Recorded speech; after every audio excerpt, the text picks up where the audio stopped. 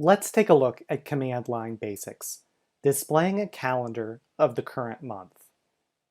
At the command line, there is a simple command that you can use to display a calendar of the current month. Cal.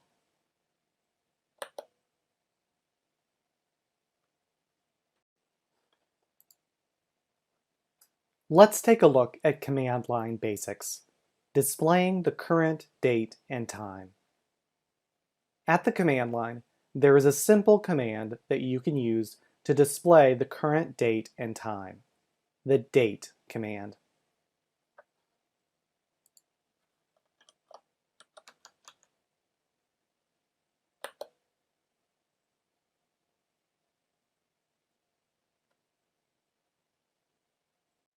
Let's take a look at command line basics, PWD.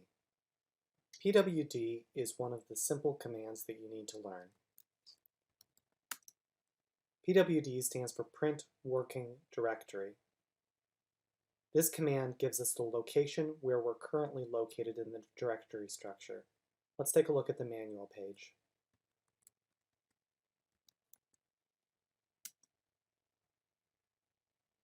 PWD prints the name of the current working directory. There are a couple of options which you usually won't need to use.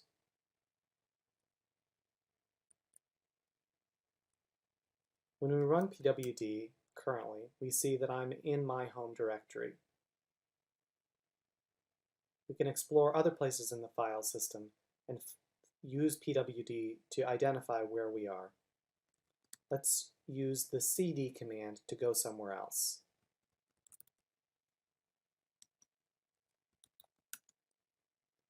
Let's try a few more.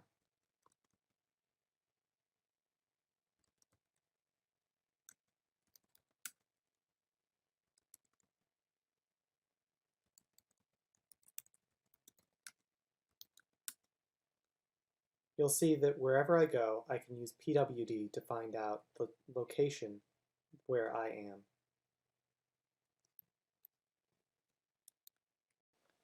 Let's take a look at command line basics, using exit to end a terminal session.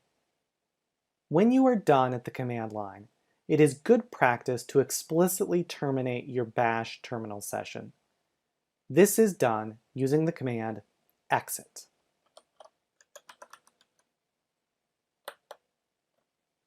After you execute this command, your bash session ends.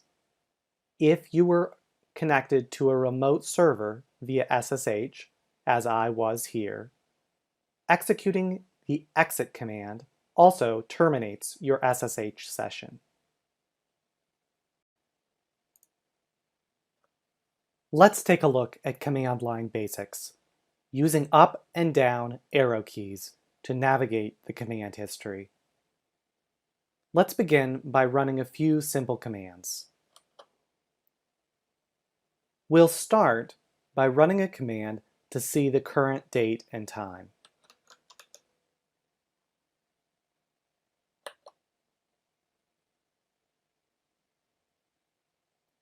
Next, we'll print a simple message.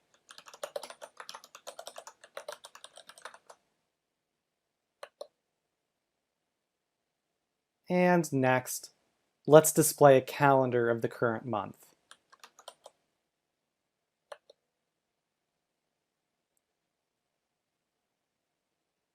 When working at the command line, it is likely that you may want to run a command again. Bash provides a simple mechanism for navigating the commands that you have used recently, the up arrow and the down arrow. Pressing the up arrow will instruct Bash to recall the previous command from the list of recently used commands. Let's try pressing the up arrow. As you can see, the most recently used command now appears. Let's try pressing the up arrow again. The next most recently used command, which in this case was echo, now appears. Let's try pressing the up arrow again. The next most recently used command, which in this case was date, now appears. Just as we can use the up arrow to navigate backwards in time through the command history, we can also use the down arrow to navigate forwards in time through the command history. Let's try pressing the down arrow. Doing so takes us forward one command to the echo command. Let's try pressing the down arrow again. Doing so again takes us forward one command, this time to the cal command. And finally, let's press the down arrow one more time.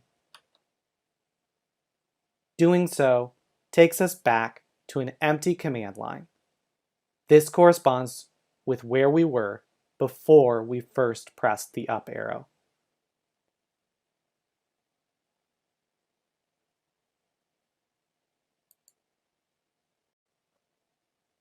Let's take a look at command line basics, using left and right arrow keys to navigate within the current command.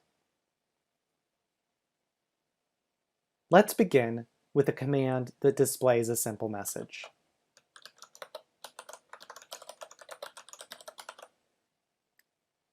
After entering this command, what can I do if I want to change what I just typed? One option would be to delete what I typed using the backspace key,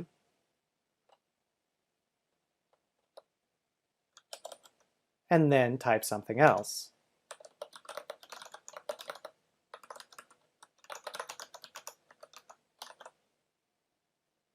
However, there is a more efficient option. By using the left and right arrow keys, I can navigate backwards and forwards within the command as I type.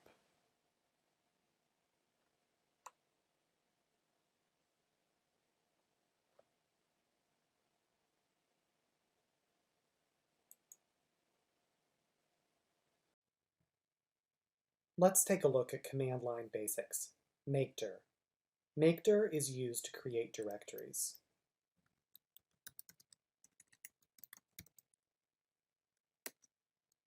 After using Makedir to create a directory, we can use the ls command to verify that that directory was successfully created. Let's try again. This time, let's ask Makedir to be verbose.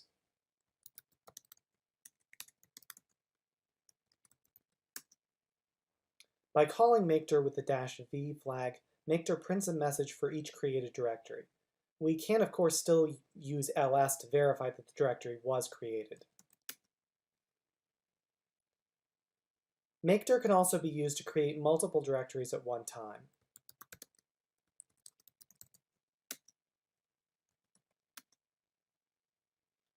If you attempt to create a directory and a directory with that name already exists, Makedir will produce an error message. In the previous examples, we created directories directly within the current working directory. It is also possible to use Makedir to create directories elsewhere. This command creates a subdirectory called edu inside the src directory. This behavior can be extremely useful. However, be advised that if the parent directory does not exist, Makedir will produce an error message and will fail to create the subdirectory.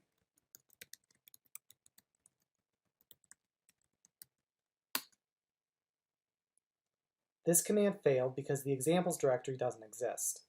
There's a solution. Let's take a look at the manual for Makedir to find it.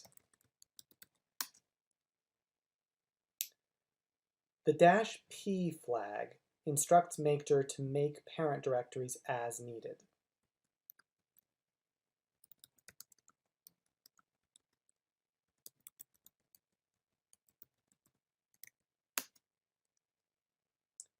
The -p flag can also be used so that makedir doesn't complain if the directory already exists.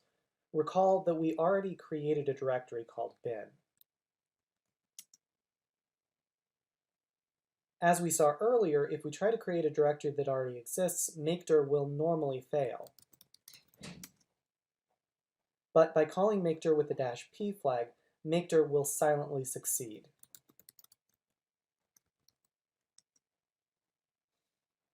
In all of the examples so far, we've asked makedir to create directories within the current working directory. We can alternatively call makedir using absolute paths.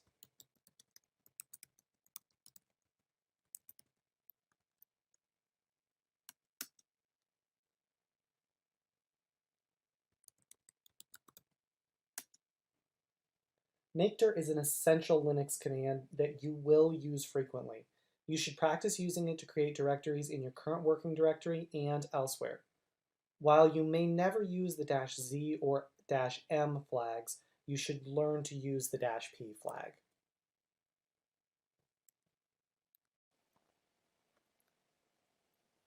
Let's take a look at command line basics, using ls to list the contents of the current working directory. ls is one of the most commonly used commands. Let's take a look. If I run ls with no arguments, it will display the contents of the current working directory. We can now see that this directory contains 5 other directories: baz, foo, homework, canlm, and zork. Let's navigate to another directory.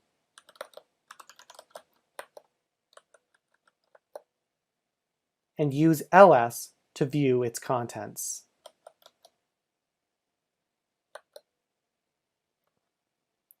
We can now see that the current working directory, canlm, contains a number of files and directories.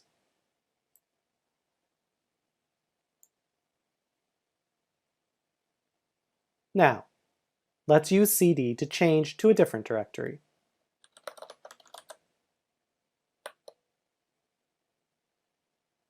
Now, if I run ls with no parameters, it's going to print the contents of the current working directory, which is /user.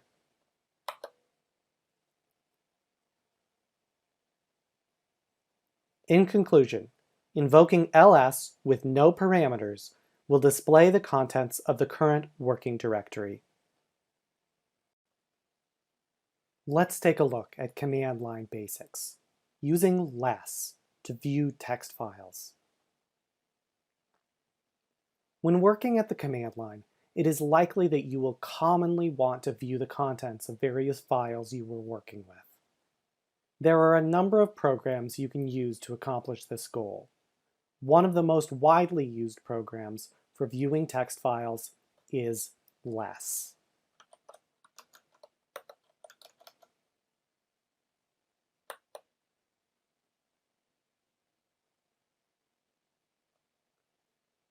Like many programs you will encounter, the name less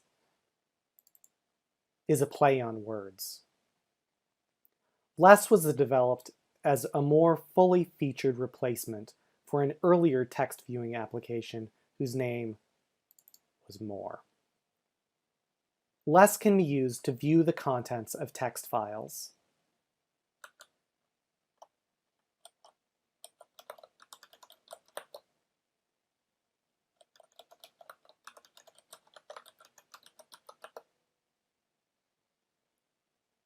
Notice that unlike on Windows, on Linux, file extensions such as .md, .txt, .zip, and .py are not meaningful. Even though readme.md has an extension, it is still a plain text file and can be opened by less.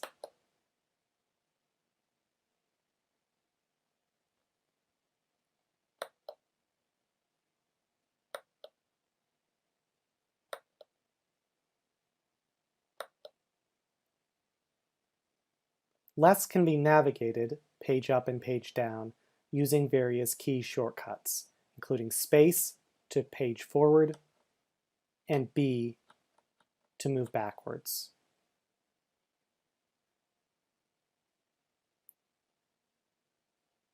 To exit less, press Q.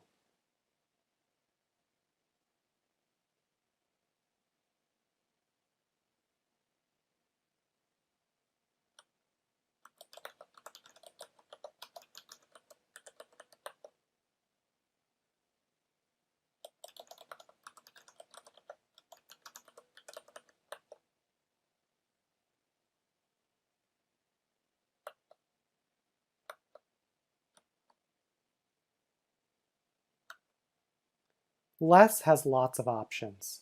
One helpful option is the display of line numbers. This option can be enabled with the -N flag.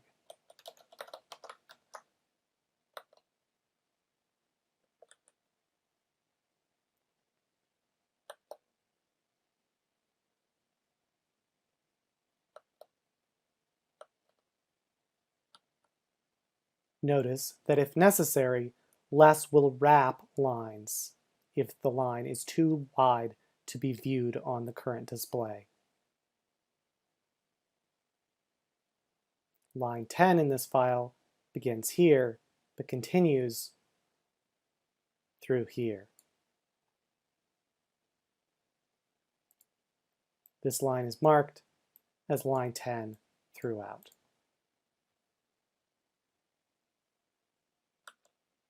Let's take a look at some other files.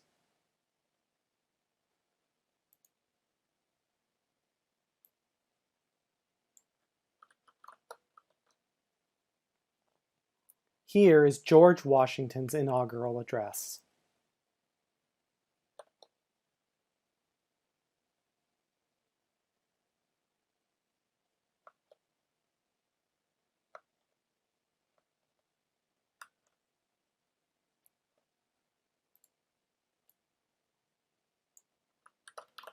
And here is Johnson's.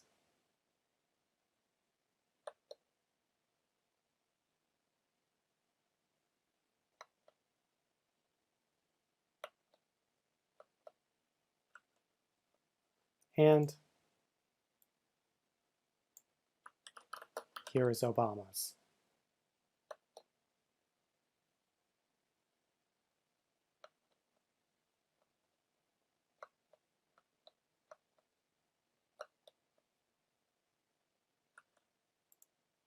The text files don't have to be in English.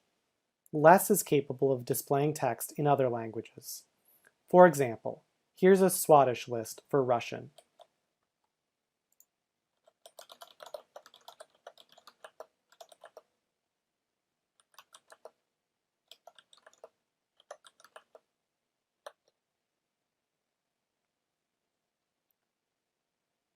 Less can also open more than one file at a time.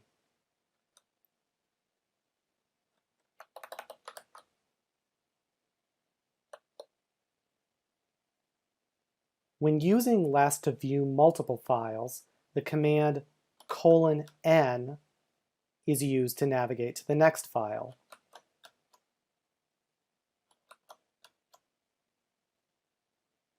And the command :p is used to navigate to the previous file.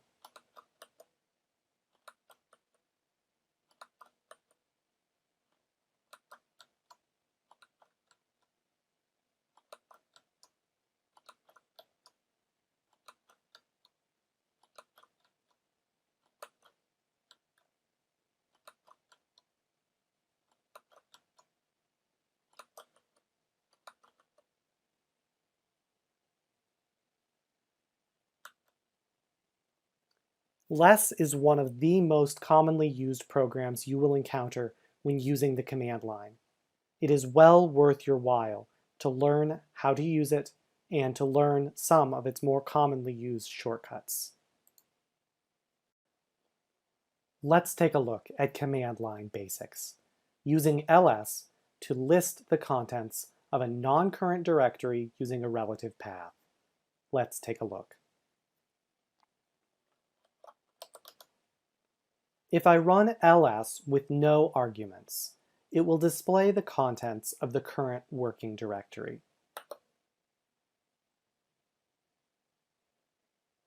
ls also accepts an argument. When I provide an argument to ls, it will list the contents of that directory rather than the current directory. So here we see that there are a number of files and directories within the kenlm directory.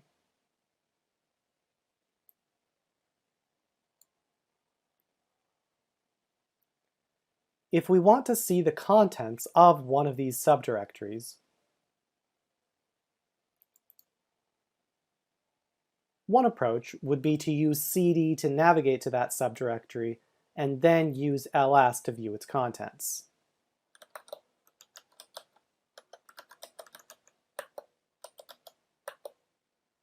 However, there is a faster way. Let's go back to the home directory and try the faster way. Rather than calling cd and then calling ls, we can directly call ls, providing the directory as an argument.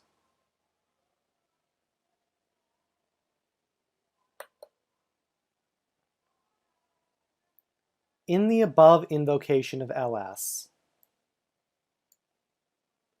we provided a relative path, kenlm/include, as an argument to ls. After doing so, ls listed the contents of the specified directory. We can also call ls using other relative paths, including those that make use of dot and dot dot.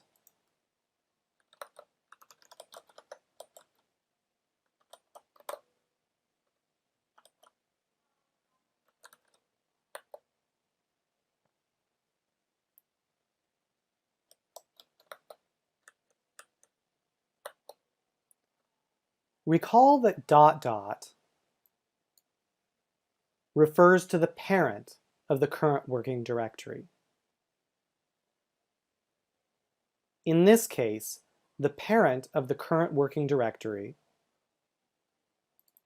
is kenlm. Let's try another.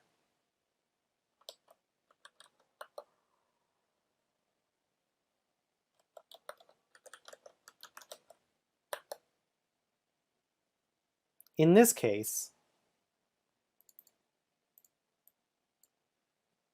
dot dot refers to the parent of the current working directory, kenlm. And dot dot slash util refers to the util directory that is within the kenlm directory.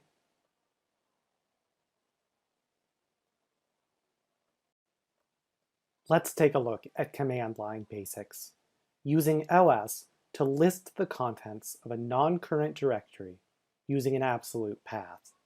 Let's take a look. If I run ls with no arguments, it will display the contents of the current working directory. ls also accepts an argument.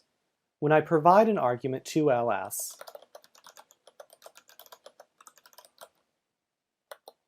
it will list the contents of that directory rather than the current directory. So here we see that there are a number of files and directories within the kenlm directory.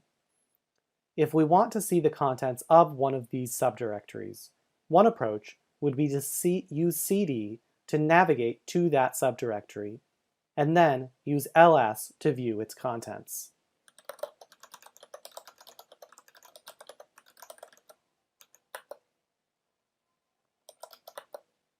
However, there is a faster way.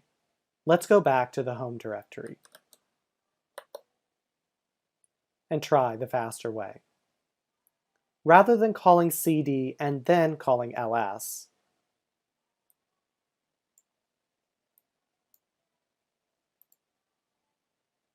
we can call ls directly, providing the directory as an argument.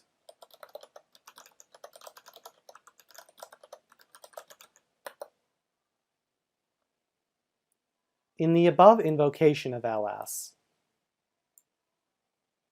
we provided an absolute path, /home, /lanes, /kenlm, /include, as an argument to ls. Let's take a look at command line basics, identifying and understanding symbolic links. Let's take a look.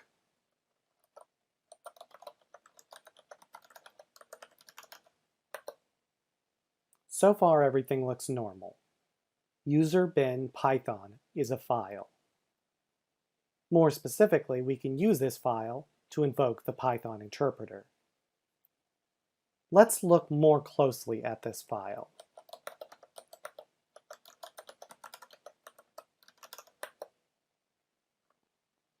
In the above invocation of ls, we used the -l flag to direct ls to use the long listing format.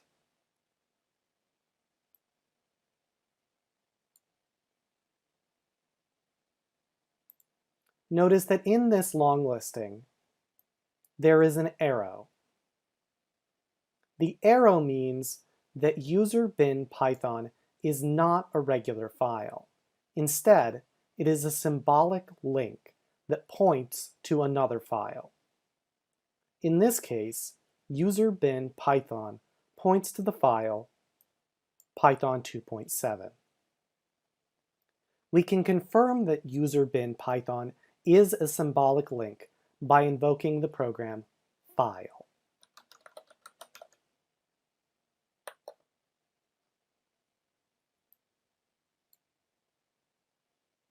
File can be used to determine the type of a file.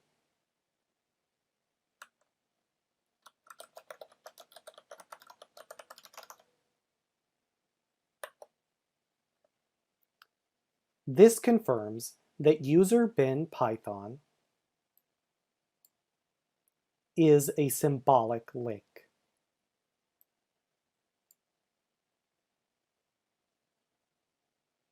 Let's take a look at user bin Python 2.7.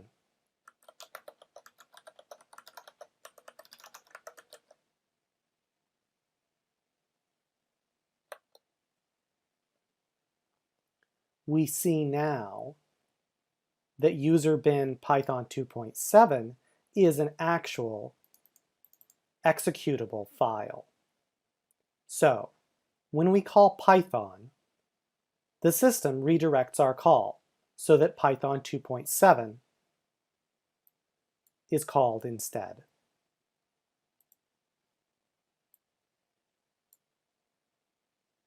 Now, let's look at a slightly more complex example.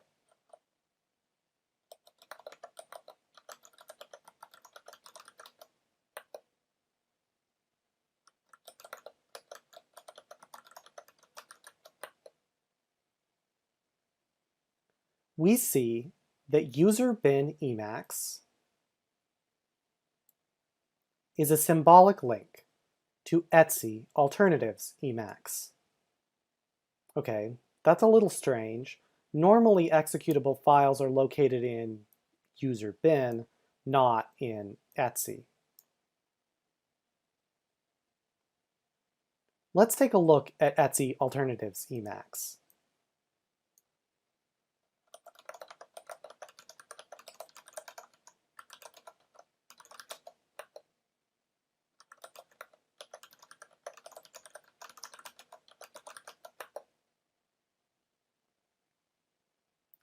We see now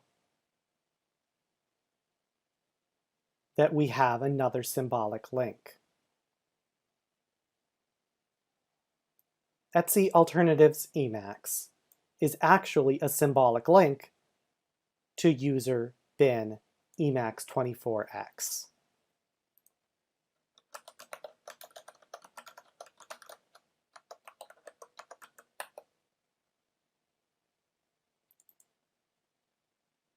So, when we run user bin emacs, the system redirects our call twice. First, to etc alternatives emacs, and then finally to user bin emacs24x. In conclusion, symbolic links, like shortcuts in Windows and aliases in the Mac OS, provide a mechanism for referring to another file.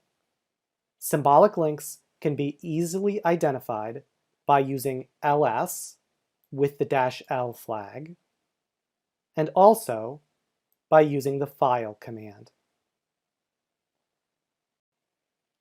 Let's take a look at command line basics, using ls to view hidden files. If I run ls with no arguments, it will display the contents of the current working directory. We can see now that this directory contains 5 other directories: baz, foo, homework, canlm, and zork. However, this directory actually contains a number of other hidden files.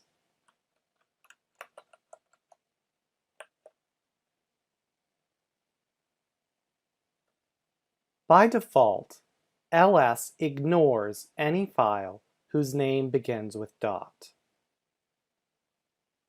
We can force ls to display these otherwise hidden files by using the -a flag.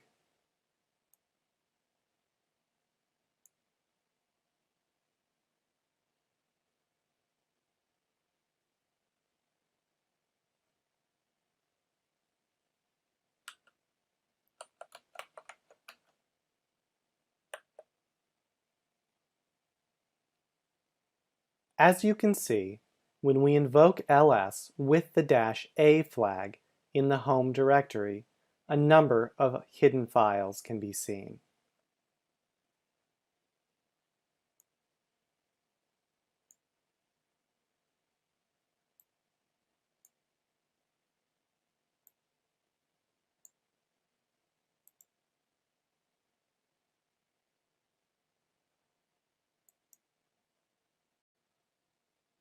Let's take a look at command line basics, using ls with additional options.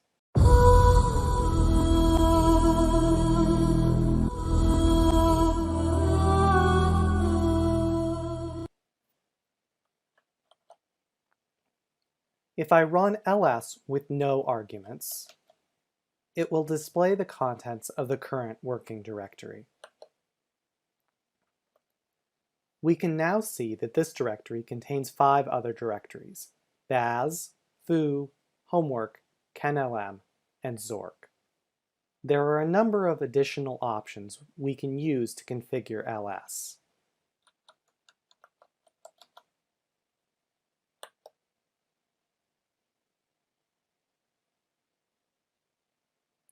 One commonly used option is the -l flag.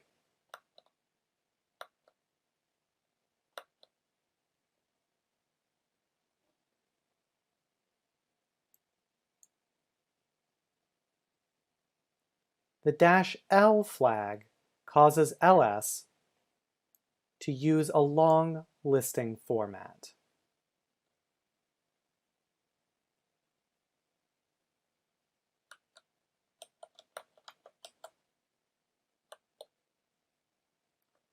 Using the long listing format shows us additional information for each file.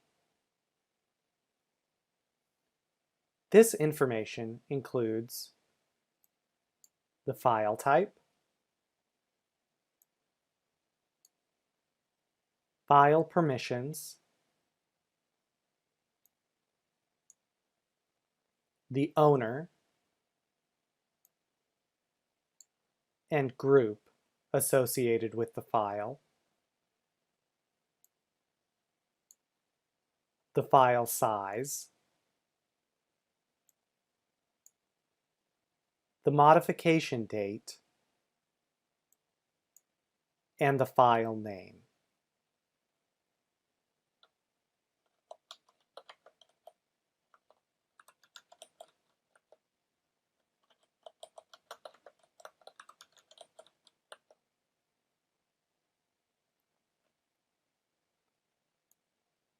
The file sizes reported by ls-l aren't particularly readable.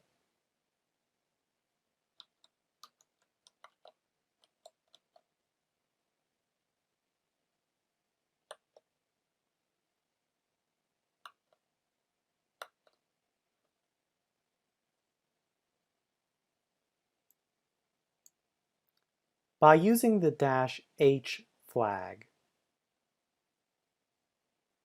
ls will report file sizes in a more human-readable format.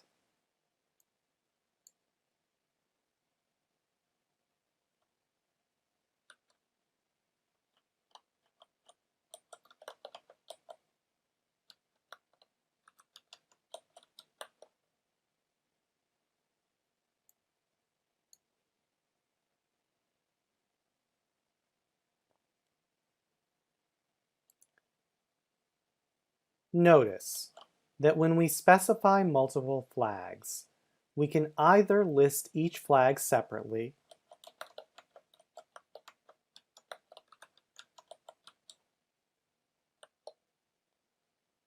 or list the flags together.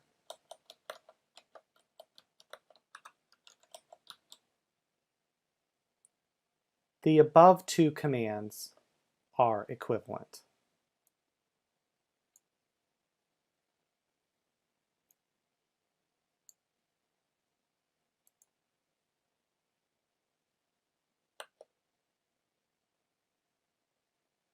There are a number of other useful flags in ls, which can be found by reading through the ls man page.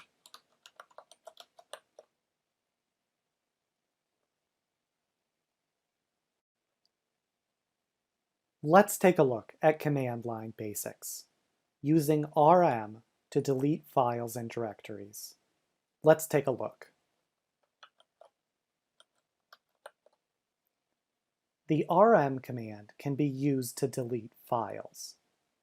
Let's use rm to delete the file license in the current directory.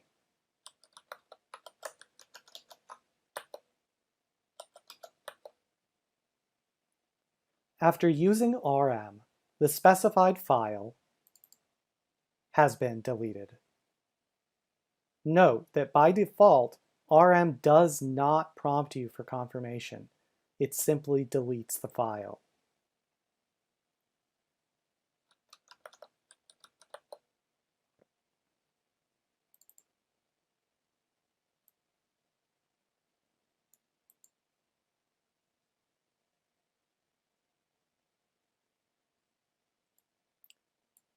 If you use the -i flag, rm will prompt you for confirmation before it begins deleting files.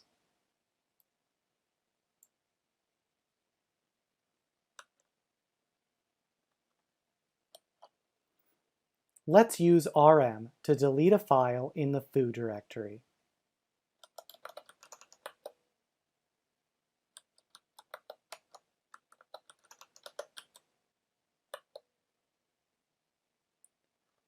Because we specified the -i flag,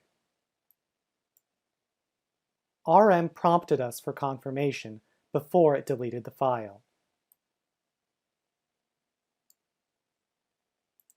Let's see what happens if I say no.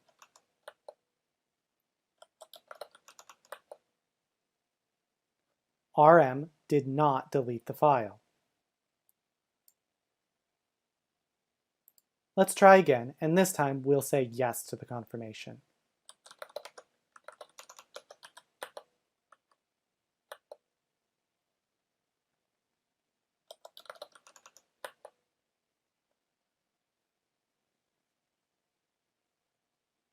We can also use the -v flag to force RM to explain what is being done.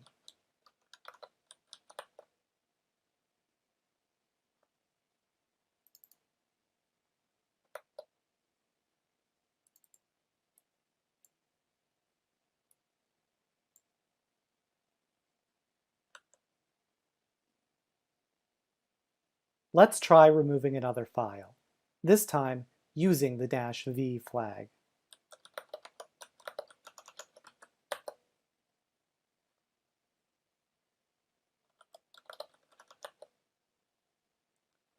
By invoking RM with the -v flag, RM printed a message confirming that the file was deleted.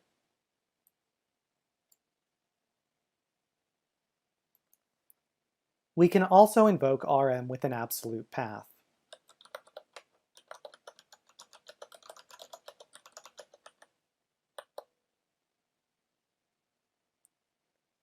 Now, let's try to use RM to delete the foo directory.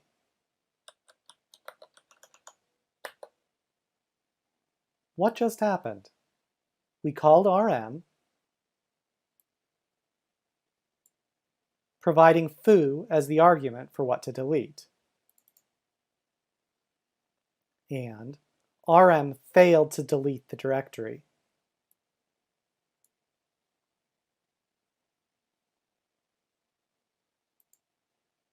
Let's look at the man page for RM to see if we can figure out what just happened.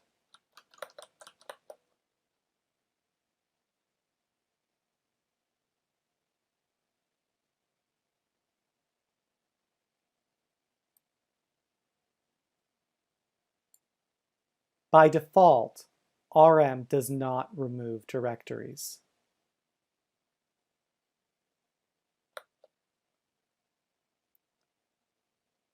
To force RM to remove a directory and any contents it might have, we can invoke RM with the -r flag.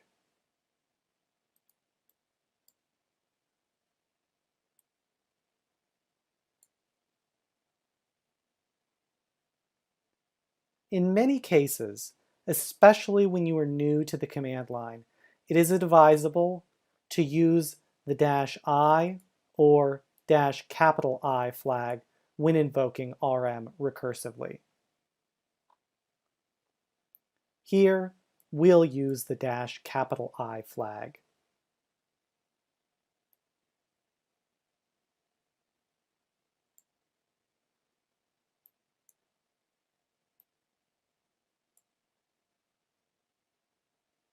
We will also use the -v flag so that RM will confirm what files it deletes.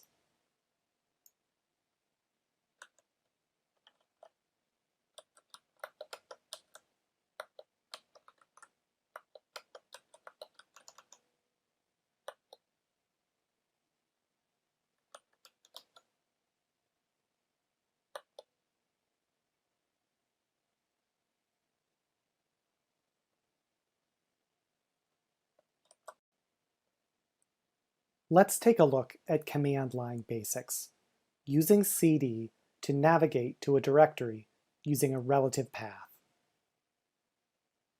Let's take a look at where we are, the current working directory.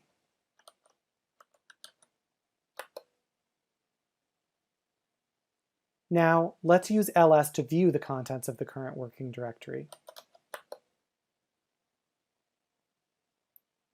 We can use the bash built-in command cd to change directories.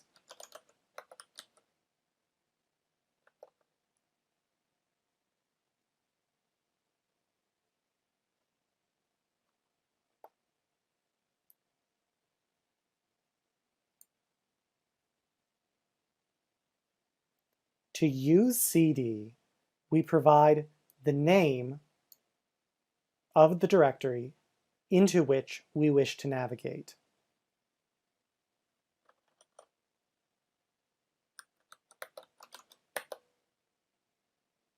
Let's use pwd to verify that we have changed directories.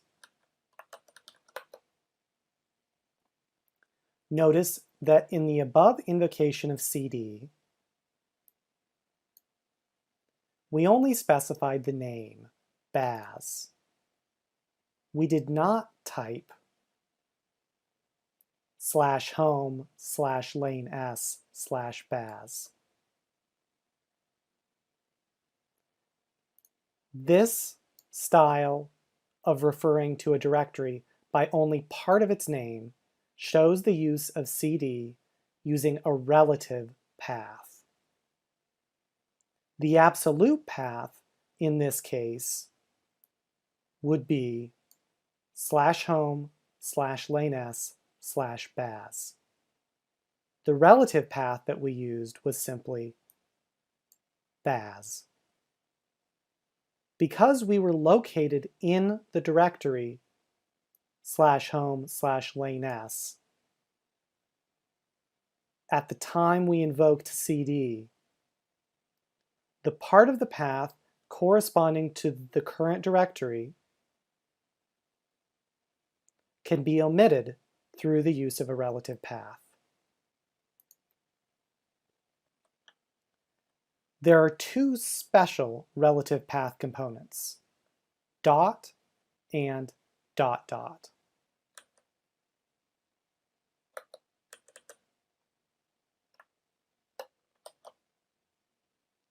Dot refers to the current working directory. Dot dot refers to the parent of the current working directory. Let's recall where we are. The current working directory, Baz, is located within the directory lane_s.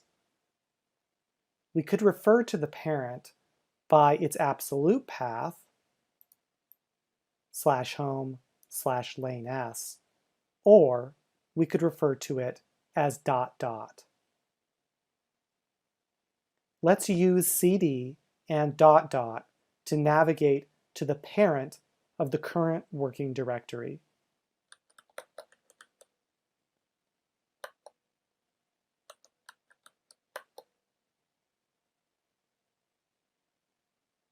Let's practice some more.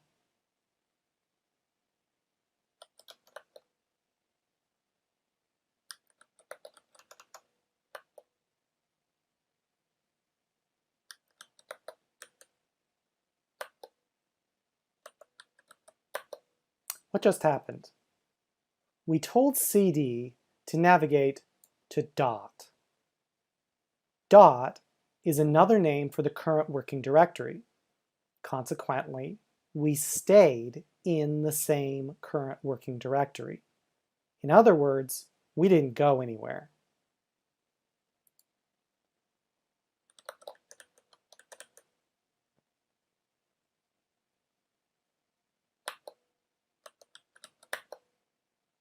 What just happened? We were in /home/lane_s/foo. We used dot dot twice. From /home/lane_s/foo, dot dot would refer to the parent directory, /home/lane_s.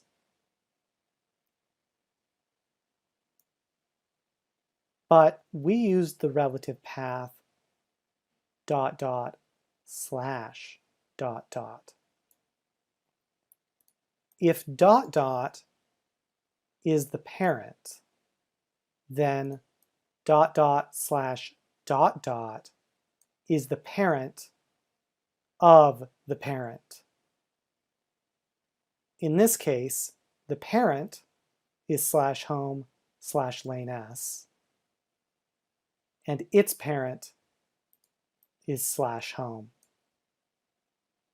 So, invoking CD dot dot slash dot dot from home lane_s foo takes us to home.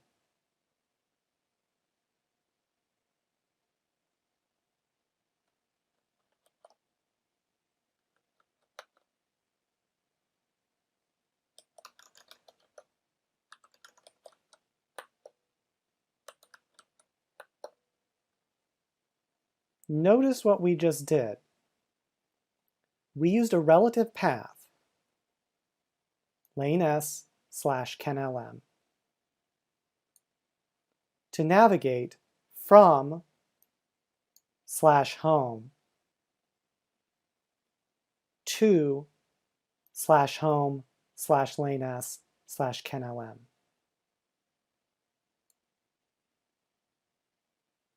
We could have called CD twice, but this way was faster.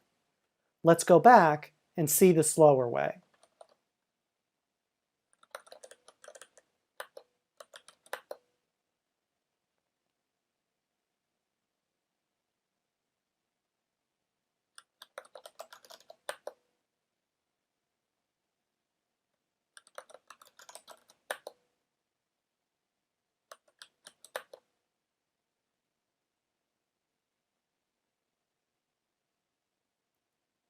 We used CD here to navigate one directory at a time.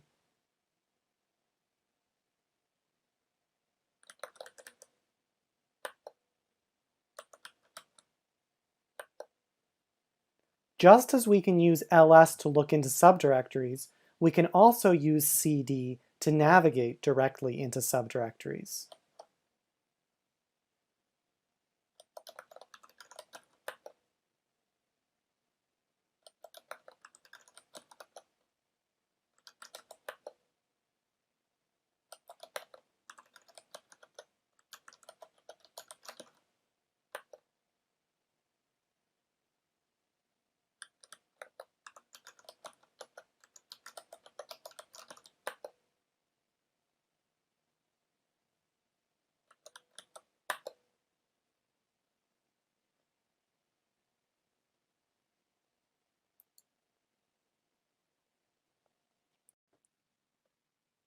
Let's take a look at command line concepts, understanding complex relative paths using dot and dot dot.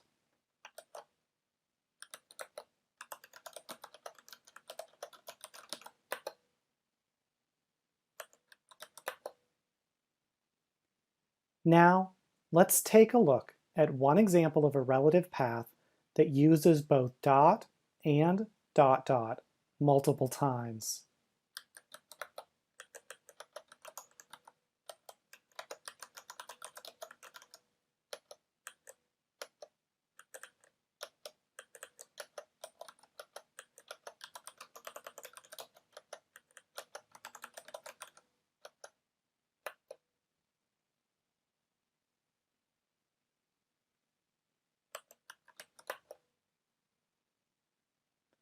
Now, let's go back and take a closer look at this complex relative path.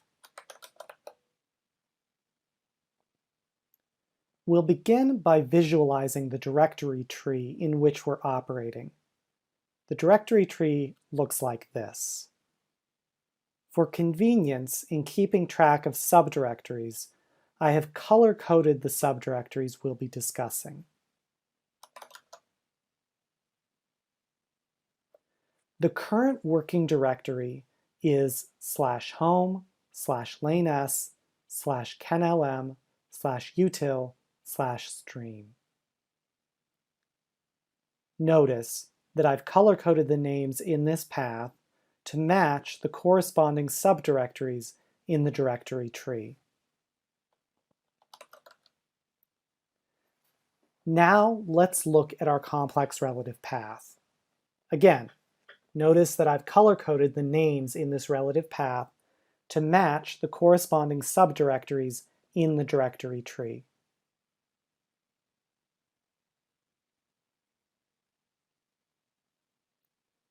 Dot dot, which you see here in red, refers to the parent of the current working directory.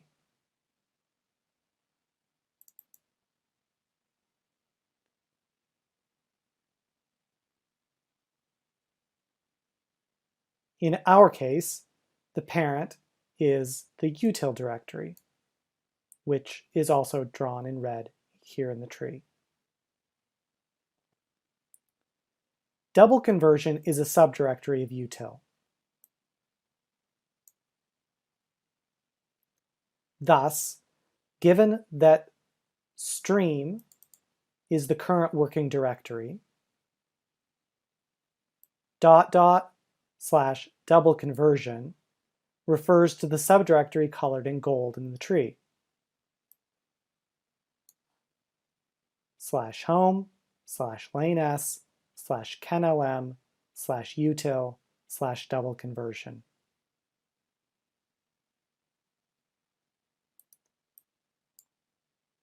Dot is another name for the current directory. This means that / double conversion /dot means exactly the same thing as / double conversion.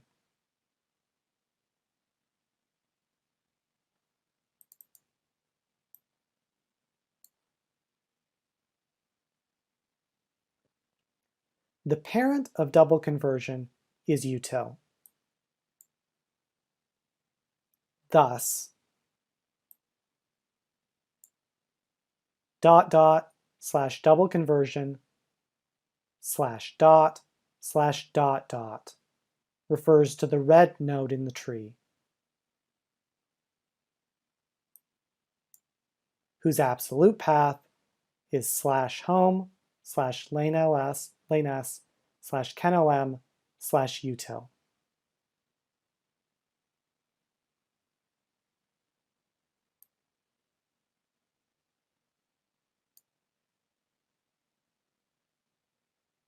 The parent of util is kenlm.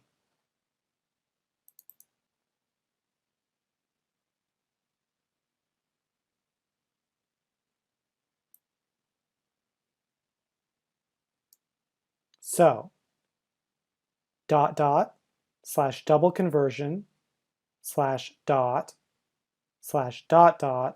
/dot refers to /home /lanes /kenlm, which we see colored orange in the tree.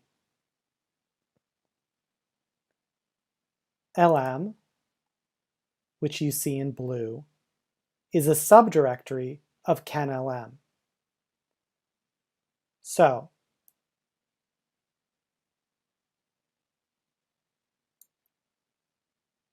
/ double conversion /dot /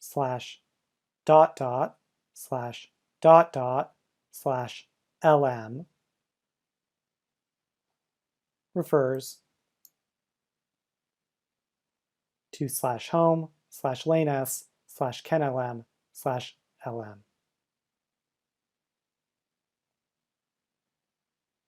And because dot, which we see here in blue, refers to the current directory, / double conversion /dot /lm /dot refers also to lm.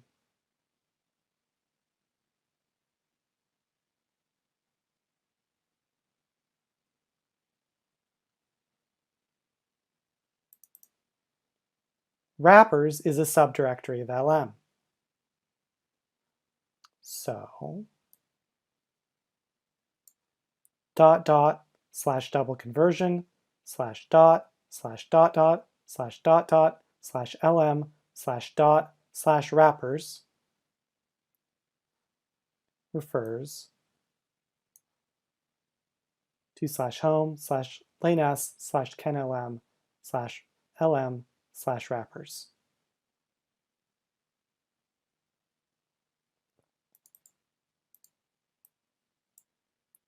/, which we see here in blue, refers to the parent of the current working directory.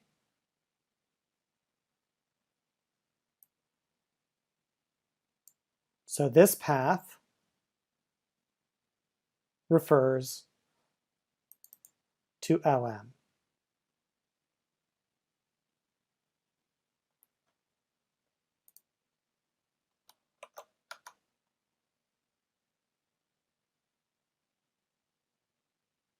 And finally, builder is a subdirectory of LM. And so, // double conversion /dot /dot /lm /dot /wrappers /dot /builder refers to home, lane s, kenlm, lm, builder.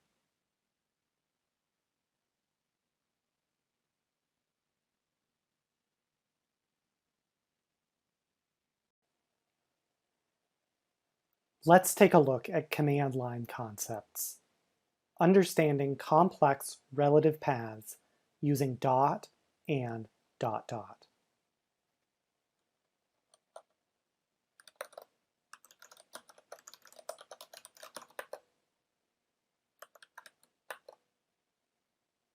Now, let's take a look at one example of a relative path that uses both dot and dot dot multiple times.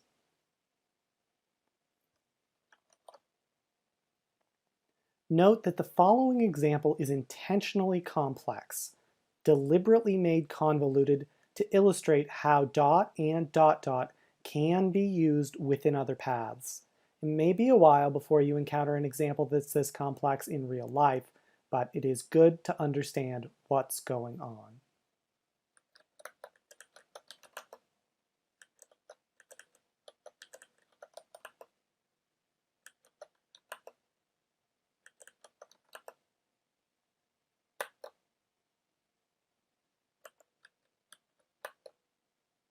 Now, let's go back and unpack that messy path.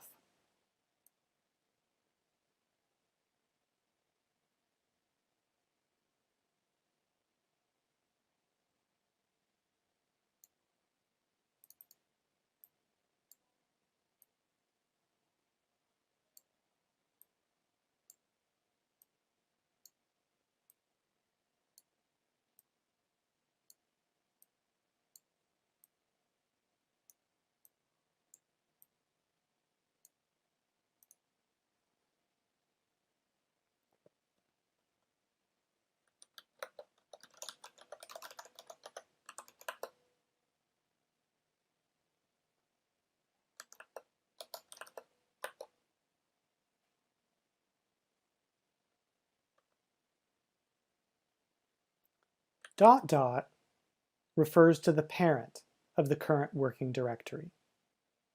In our case, the parent is the util directory.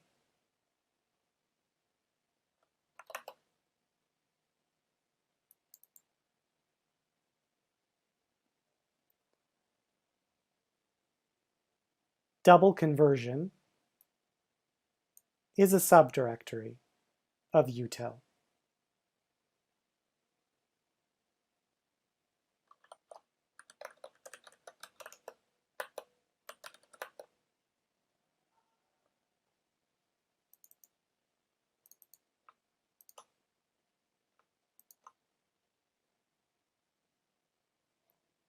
Its absolute path is /home /lanes /kenlm /util /double conversion.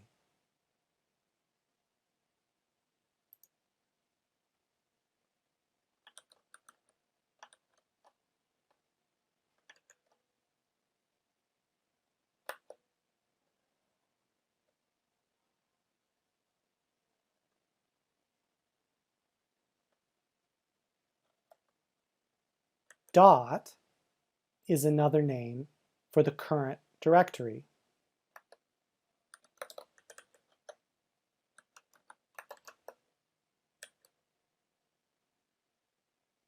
that means // conversion /dot means exactly the same thing as // double conversion.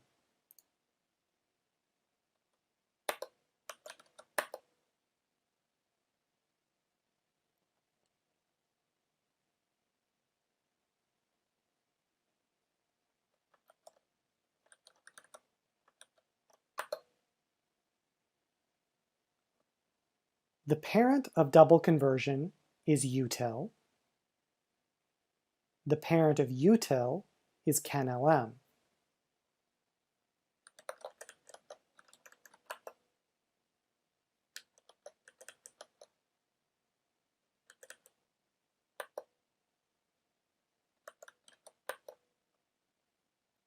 So, // double conversion /dot // refers to home lanes canlm.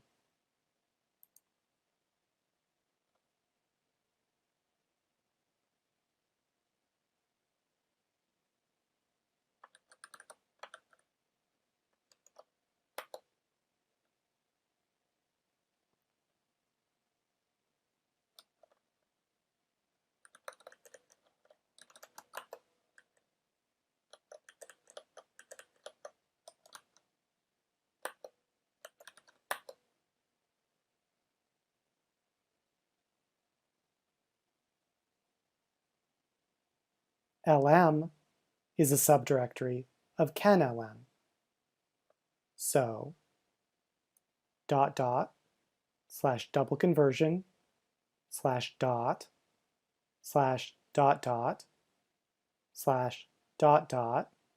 / lm refers to home lanes canlm lm.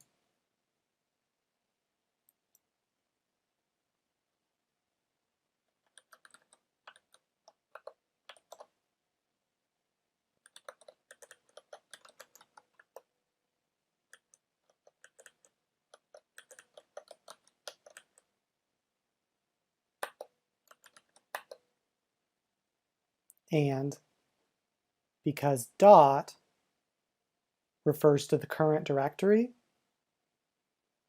// double conversion /dot / lm /dot is the same as // double conversion /dot / lm. Also referring to home lanes canlm lm.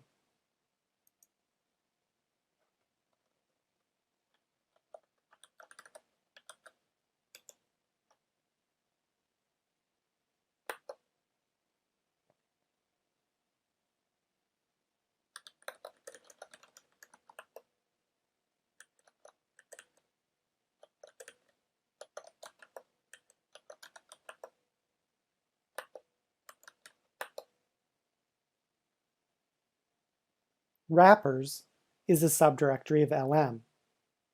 So, // double conversion /dot / lm /dot /wrappers refers to home lanes canlm lm wrappers.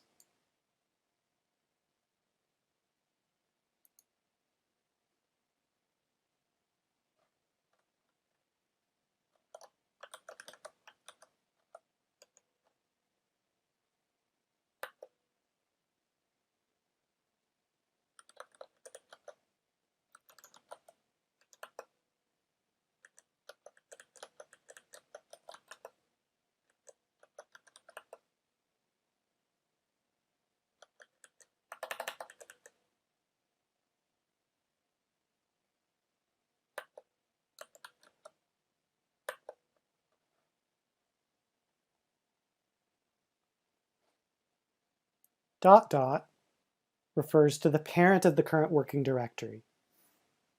So dot dot slash double conversion slash dot dot slash dot dot slash lm slash dot slash wrappers slash dot dot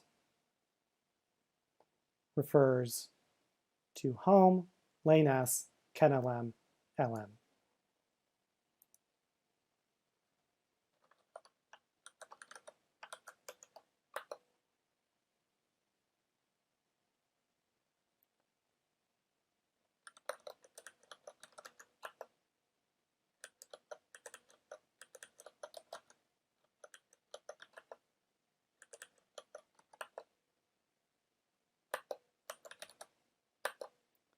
And finally, builder is a subdirectory of lm.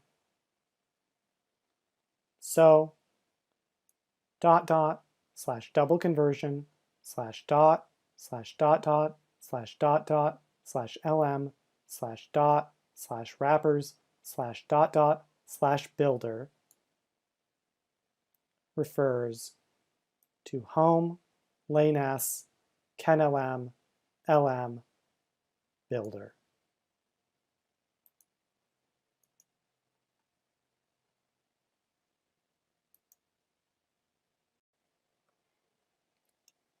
Let's take a look at command line basics. Using cd to navigate to a directory using an absolute path. Let's take a look at where we are, the current working directory. Now, let's use ls to view the contents of the current working directory. We can use the bash built-in command cd to change directories.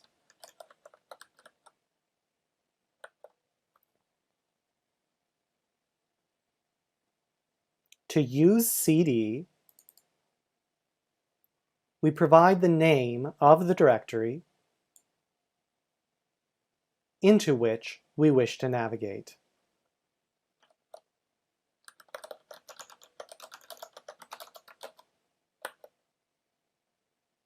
Let's use pwd to verify that we have changed directories. Notice that in the above invocation of cd, we specified the full path /home /lanes /baz. This style of referring to a directory by its full name shows the use of cd using an absolute path. Let's navigate somewhere else.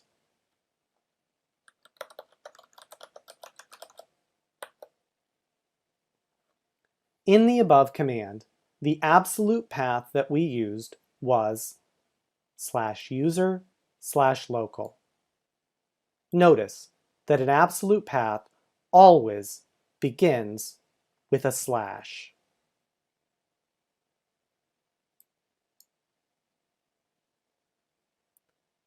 The layout of the Linux directory structure is a tree.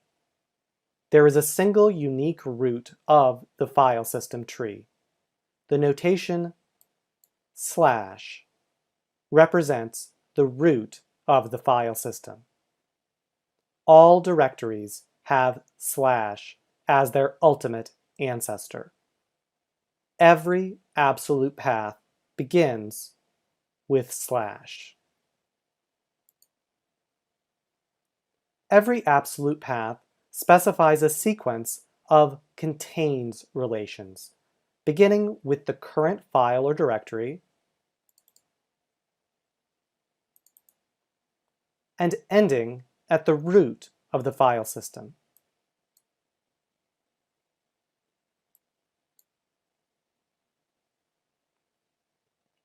Let's look at another absolute path.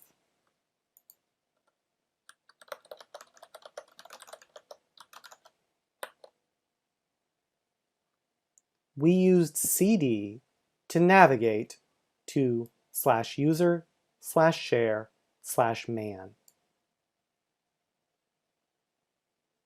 /user/share/man is an absolute path. Let's decompose this absolute path to understand it better. Man is a directory. We can use ls to view its contents.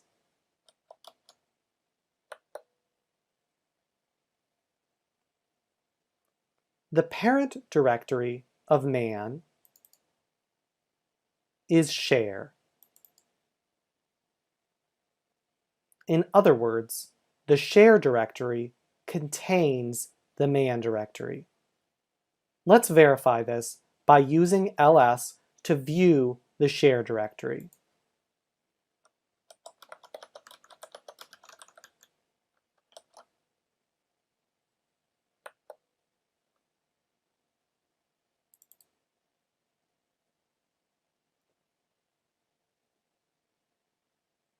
The share directory contains the man directory.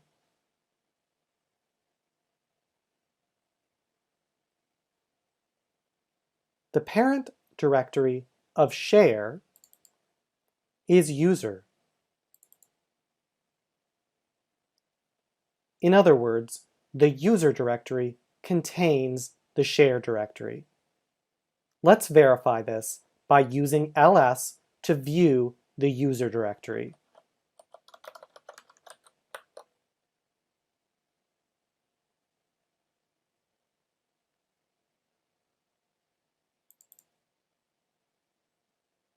The user directory contains the share directory.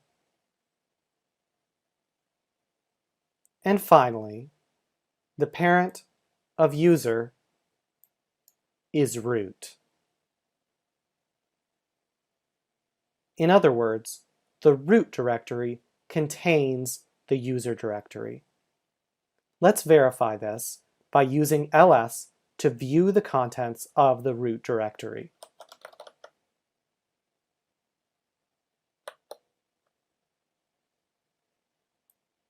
The root directory contains the user directory. Let's take a look at command line basics, using cd without options to navigate to the home directory. Let's take a look at where we are, the current working directory. We are currently located in the home directory. Each user has a unique home directory. The path of the home directory can also be observed by printing the value stored in the home environment variable.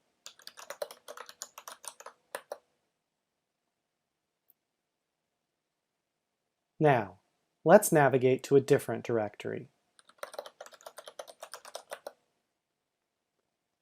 Let's use pwd to verify that we have changed directories. Now, let's call cd again. This time, we're going to call cd without providing a directory path.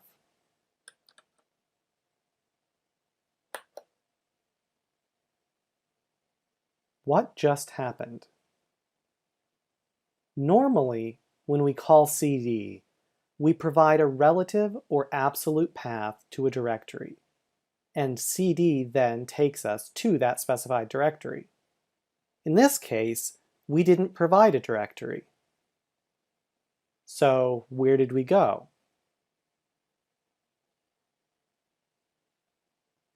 Let's use pwd and the documentation for cd to figure out what just happened.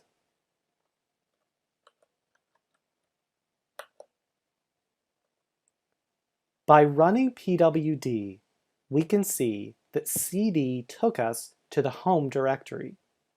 Each user's home directory is different. My home directory is /home/lanes. We invoked cd without any options. Doing so took us to the home directory. Let's take a look at the documentation for cd to find out why. Recall that cd is a bash built-in command. Documentation for bash built-in commands can be accessed using the help command.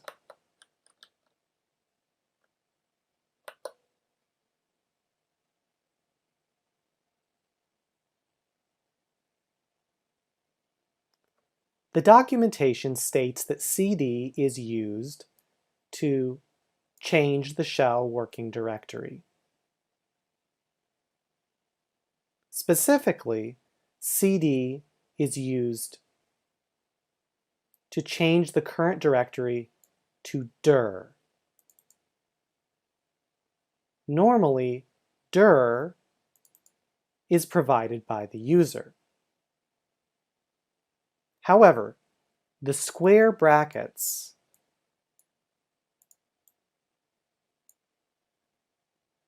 in the usage means that providing this value is optional. In other words, users are allowed to call cd without providing a directory. When this happens, cd falls back to a default value for dir.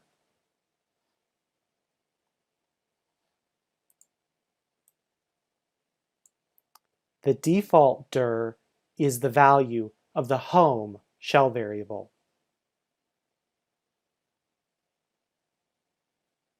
As we saw earlier,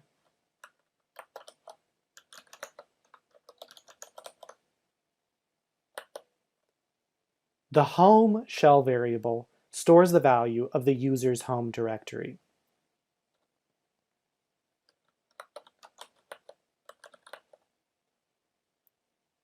Thus, calling cd without any options takes us to the home directory.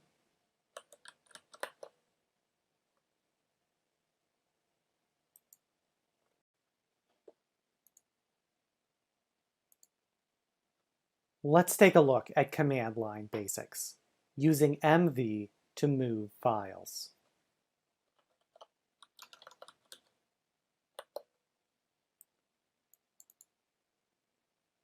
The mv command can be used to move files.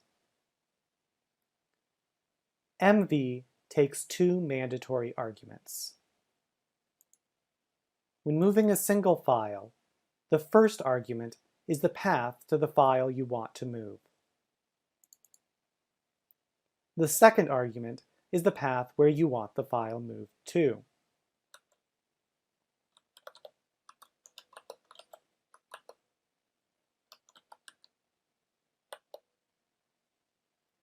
In the above invocation of mv, I moved the license file from the kenlm directory. The result is a file in my current working directory called abc.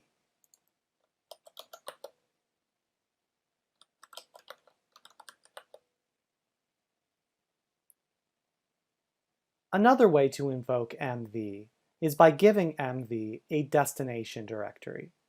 For example, let's say we wanted to move the file abc from the current directory into the directory baz.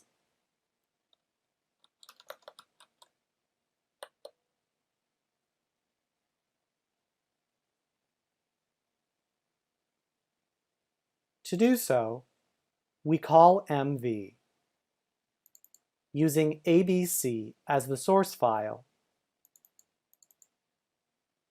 and baz as the destination directory.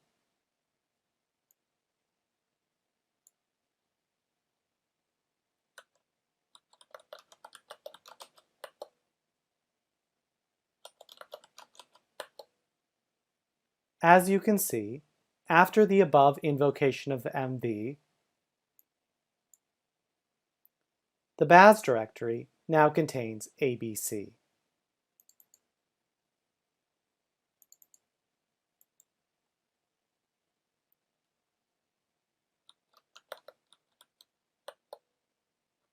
Usually, it is not necessary to supply any options to MV. However, if you want confirmation of what MV is doing, invoking MV with the -v flag will explain what is being done.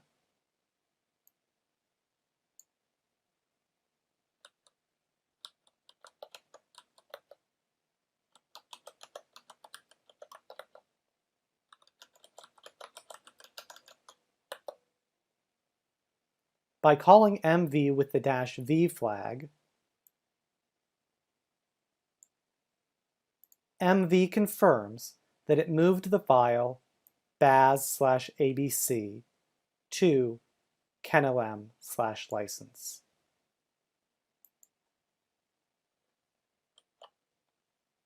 MV can also be used to move multiple files to a common destination directory. Let's use touch to create several empty files.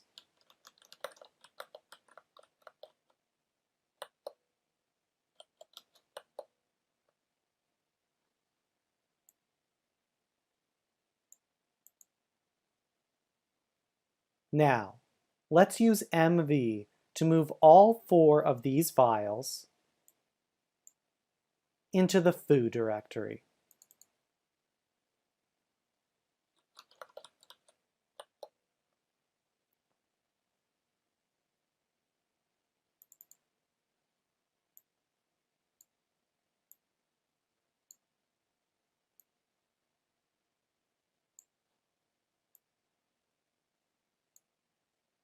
The ...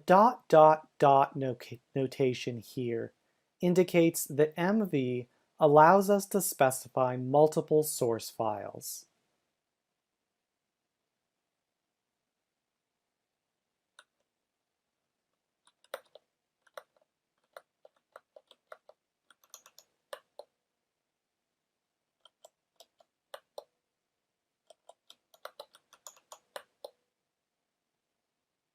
As you can see, all 4 files have been moved to the foo directory.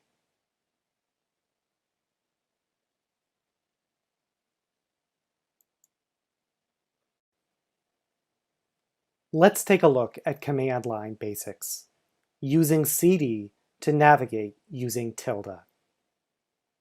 Let's take a look at where we are, the current working directory.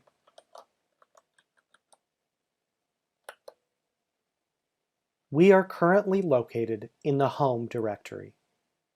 Each user has a unique home directory. The path of the home directory can also be observed by printing the value stored in the home environment variable.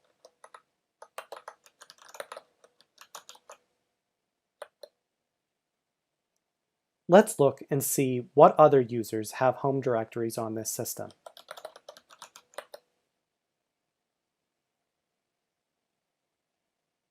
Navigating to or referring to a user's home directory is so common, there is a special shorthand syntax for doing so: tilde.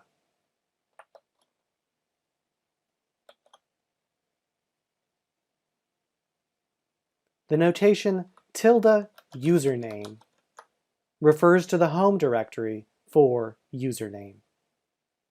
For example, let's try navigating to the home directory for the user Bryce2.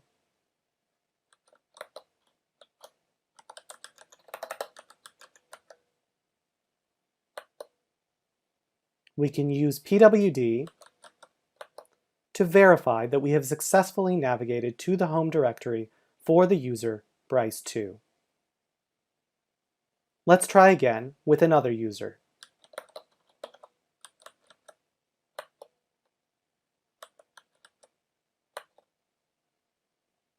I can also use this notation to refer to my own home directory.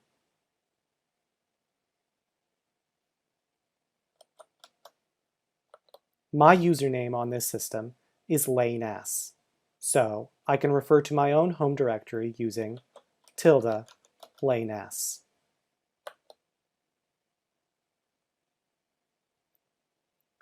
It turns out that referring to your own home directory is even more common than referring to someone else's home directory. Consequently, there's an even shorter shorthand notation for referring to your own home directory. Tilde.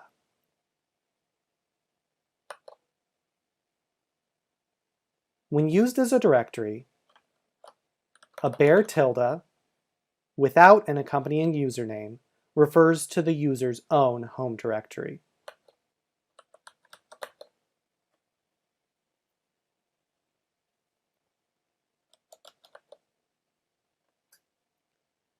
You can also use this notation to refer to files and directories within your home directory.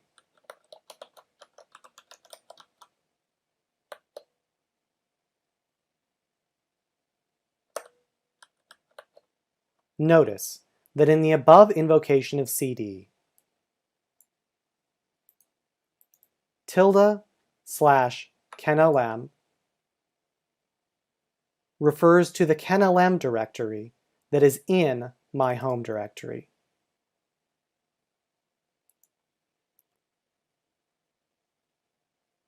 In conclusion, the notation tilde username can be used to refer to the home directory associated with the specified username. For example,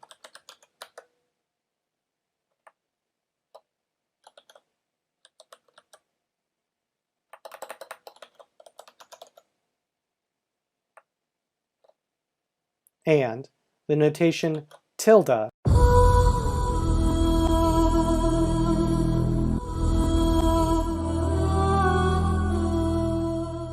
Let's take a look at command line basics, using ln to create symbolic links.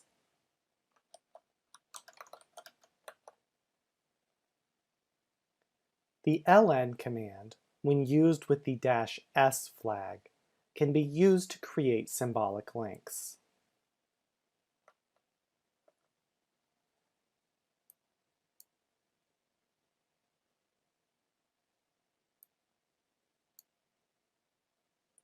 Symbolic links, like shortcuts in Windows and aliases in the Mac OS, provide a mechanism for referring to another file.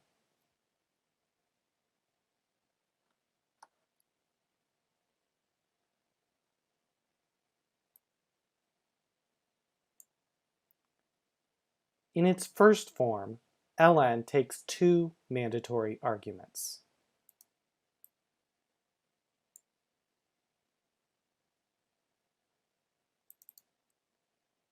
The first argument is the path to a file that already exists.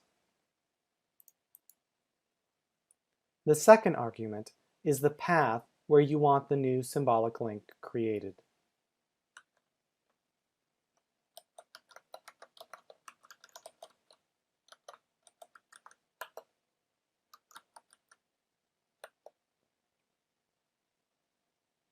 In the above invocation of ln, I created a new symbolic link called abc that points to the license file in the kenlm directory.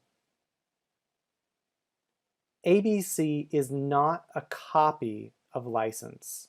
It is a symbolic link to license.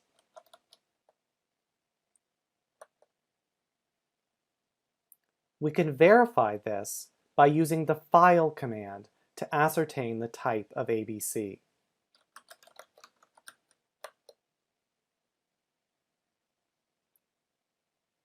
We can also verify this by calling ls with the -l flag.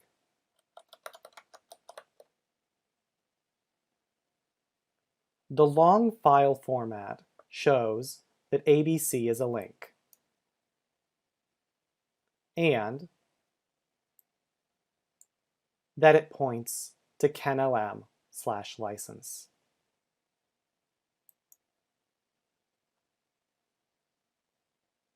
Now, let's take a look at the second form of invoking ln.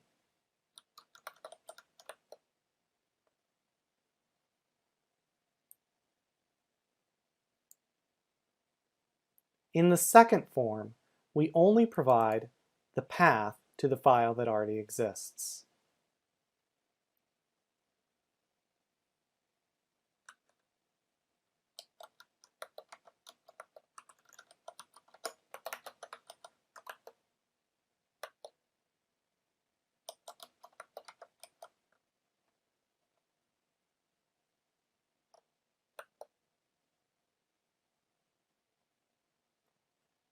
When we invoke ln in this manner, providing only a single file as an argument,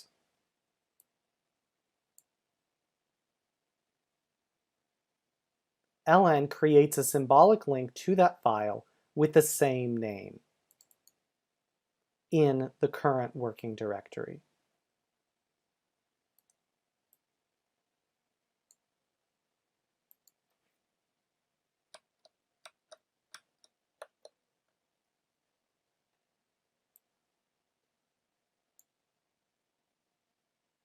The third form of invoking ln is more advanced and can involve some additional subtleties, so we'll cover that in a separate video.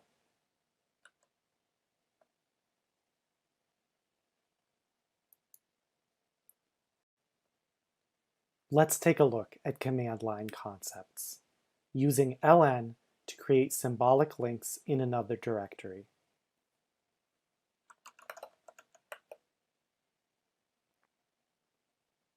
The ln command, when used with the -s flag, can be used to create symbolic links.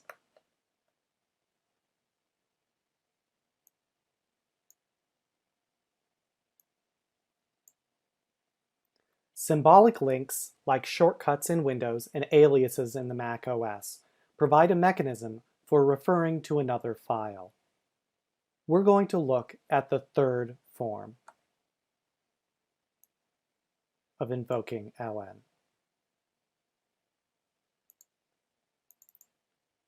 The first argument is the path to a file that already exists. The second argument is a directory in which you want the new symbolic link created.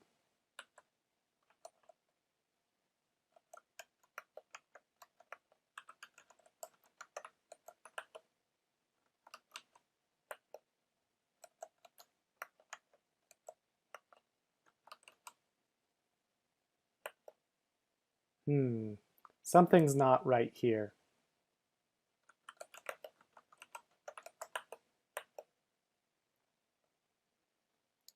The symbolic link is broken.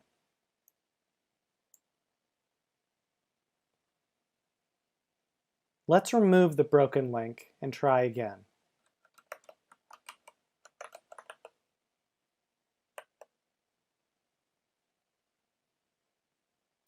In the above invocation of ln, we attempted to create a symbolic link in another directory. When we provided the first argument, it was a relative link.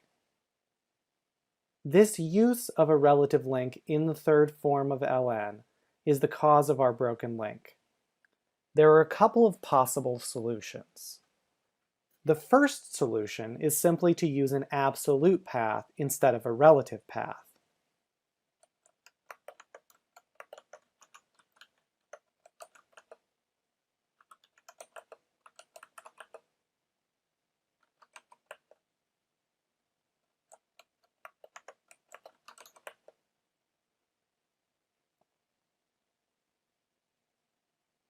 Now, let's remove the symbolic link and figure out how to make a symbolic link in another directory using a relative path.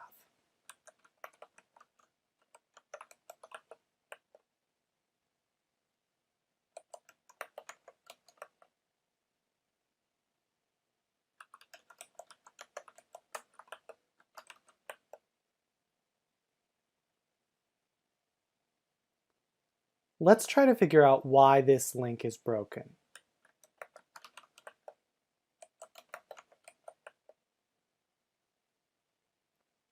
Within the baz directory, license is a symbolic link pointing to kenlm/license. kenlm/license is a relative path. Within the baz directory, what does the relative path kenlm/license mean?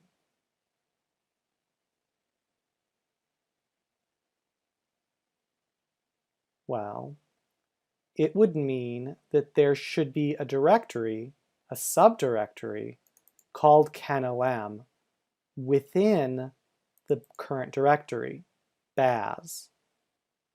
And within that subdirectory, there should be a file called license. There's the problem. Is there a kenlm directory inside baz? No, there's not. We just ran ls from within baz, and there is no kenlm subdirectory. The broken link is looking for something that doesn't exist. That's why it's broken. We can confirm this by using readlink to determine the absolute path that the symbolic link is attempting to point to.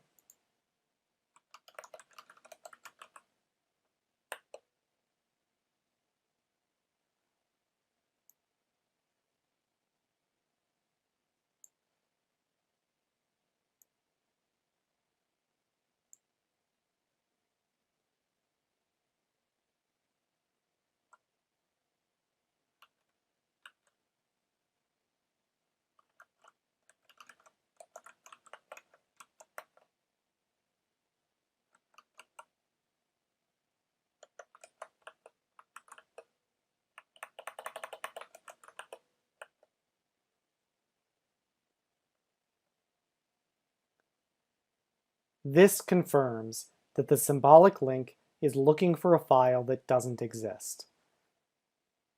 /home/lanes/baz/kenlm/license. So what would happen if the missing file were to be created? Let's find out. To do so, let's create a directory called kenlm within the baz directory.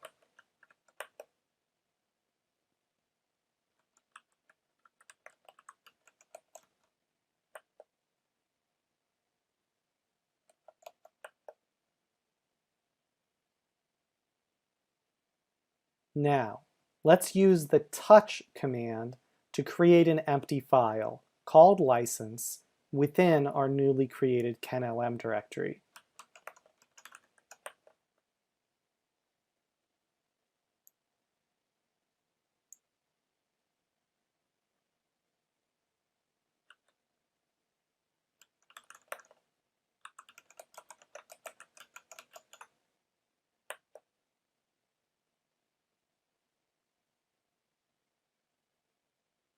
Finally, let's see if our symbolic link is still broken.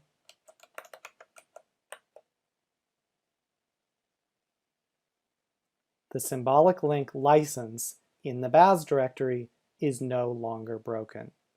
Why?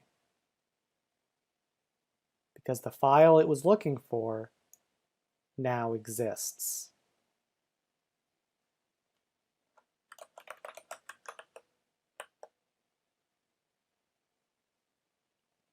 So, our link is no longer broken, but it's pointing to the wrong file. Specifically, it's pointing to the empty file we just created. That's not what we want at all. Let's remove these dummy files and try again.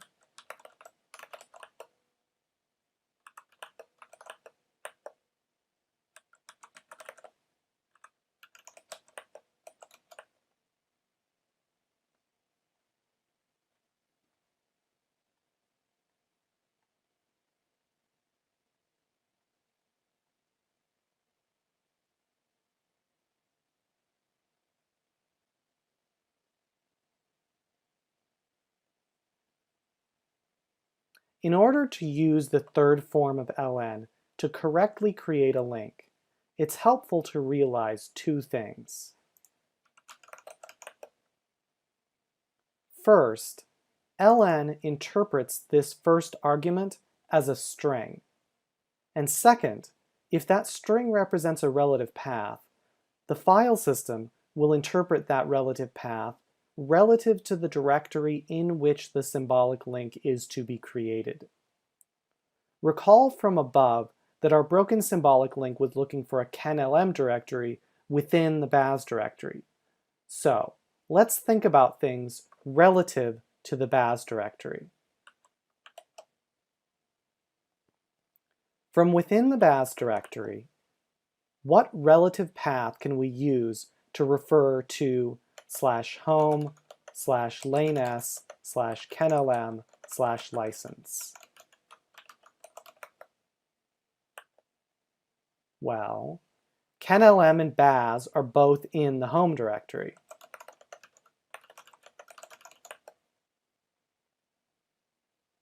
In other words, they have a common parent. We can refer to the parent of the current working directory as ...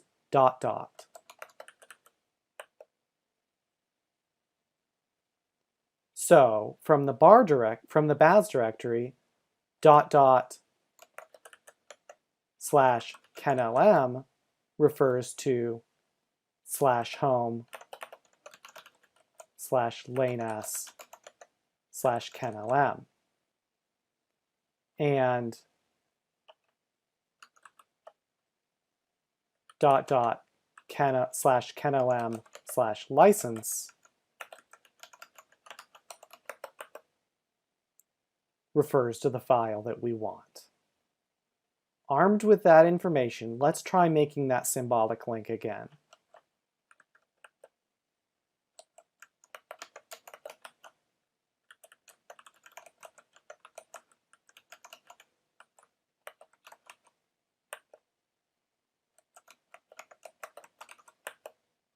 It worked. We can use readLink to confirm that the symbolic link is now pointing to the correct file.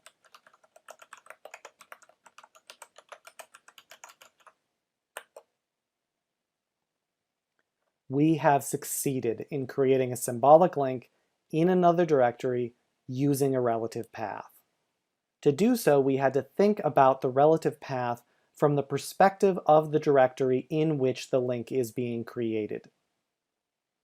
It turns out that we can ask ln to do this change of perspective for us.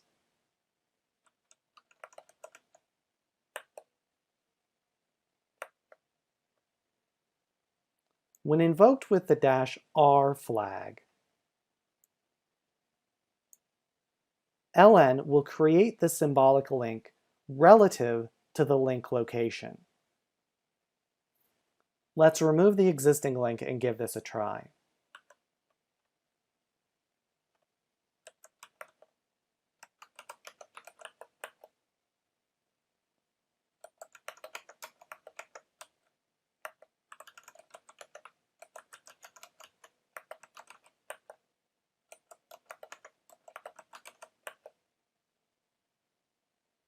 By running ls-l, we can observe that when the -r flag was passed to ln correctly translated the relative path we provided, kenlm/license, into a relative path that is correct in the context of the baz directory, ...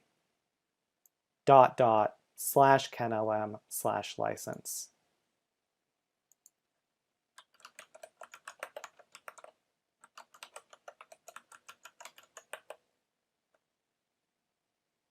Calling readLink confirms that the symbolic link in the baz directory is indeed pointing to the correct file, /home/lanes/kenlm/license.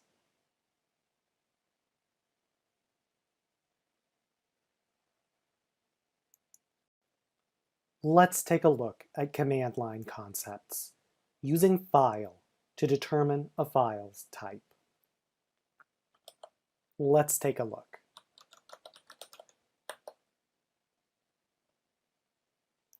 The file command accepts a file name as an argument. The command attempts to determine the type of the specified file.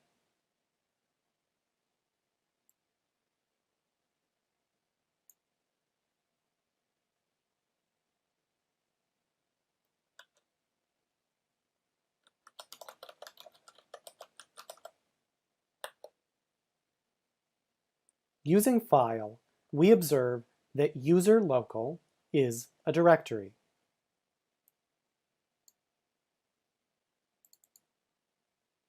Great.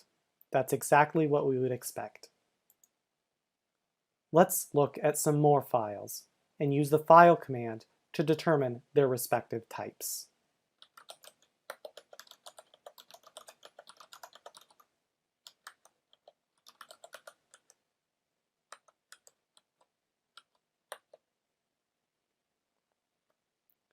The above invocation of file tells us that mailq.1.gz is comprised of data that was compressed using gzip.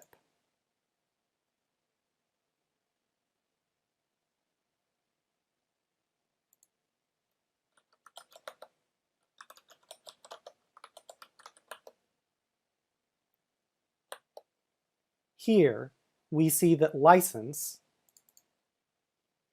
is a plain text file encoded using ASCII.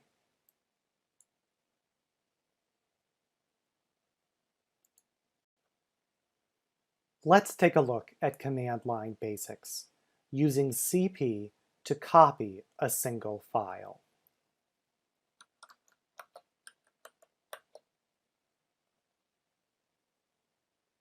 The CP command can be used to copy files.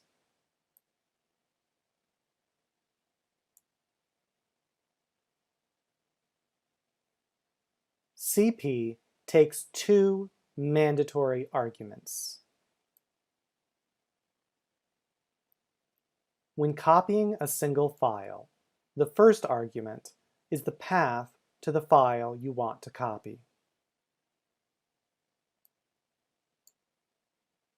The second argument is the path where you want the file copied to.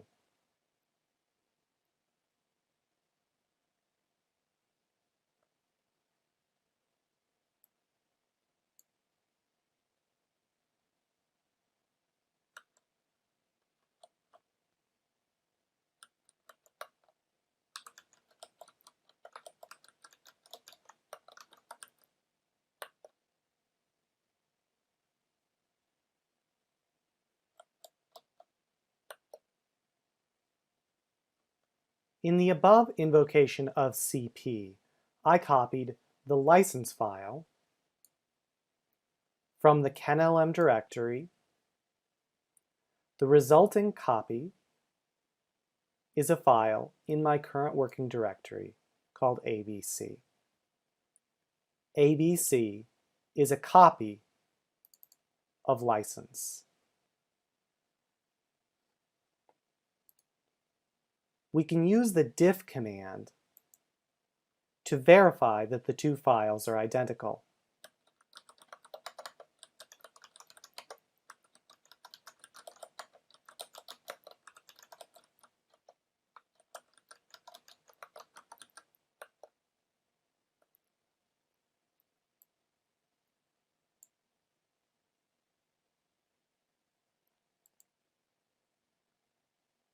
Another way to invoke CP is by giving CP a destination directory. For example, let's say we wanted to copy the file ABC into the directory baz.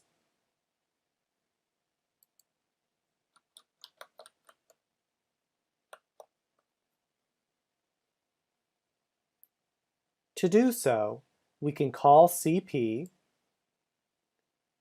using ABC as the source file and baz as the destination directory.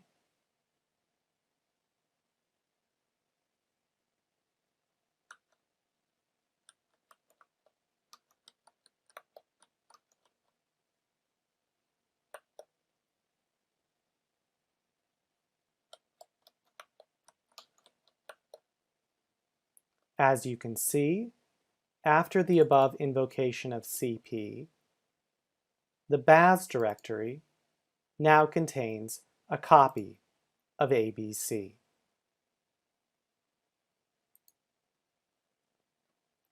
Command line basics, using cp to copy a single directory.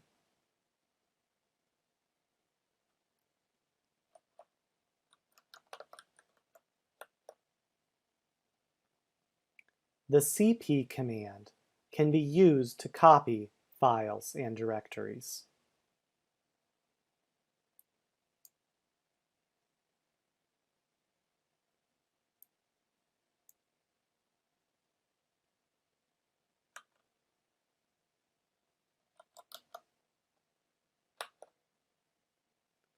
Let's say we want to make a copy of the kenlm directory. The first thing we might try is a simple invocation of cp.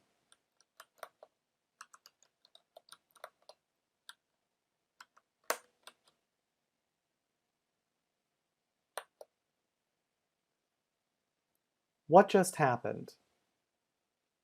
We tried making a copy of the kenlm directory called wxyz.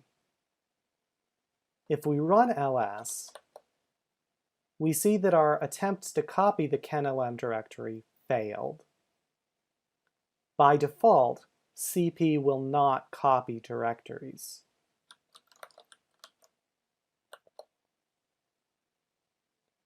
To get cp to copy a directory, we must add an additional option when invoking cp.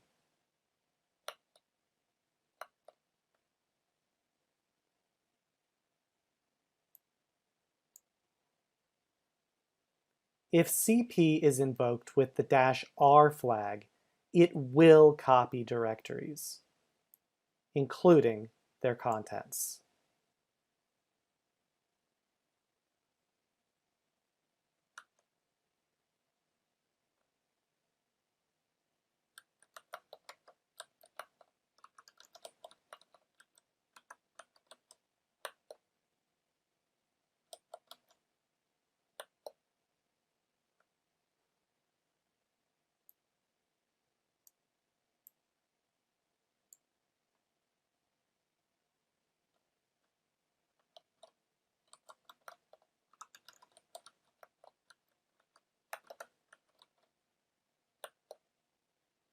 As you can see, after the above invocation of cp with -r, the wxyz directory now exists and is a copy of the kenlm directory.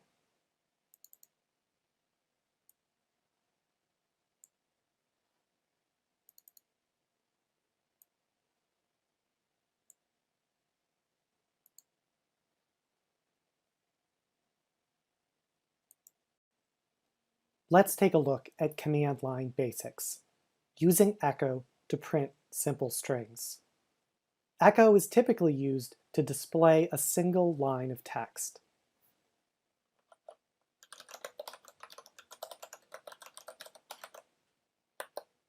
Here, the message was, "Hello world." Echo prints this message to standard output. Notice that the message was not printed until after the Enter key was pressed. While it may not always be necessary to enclose the message within quotation marks, doing so is good practice. Let's use echo to display another simple message.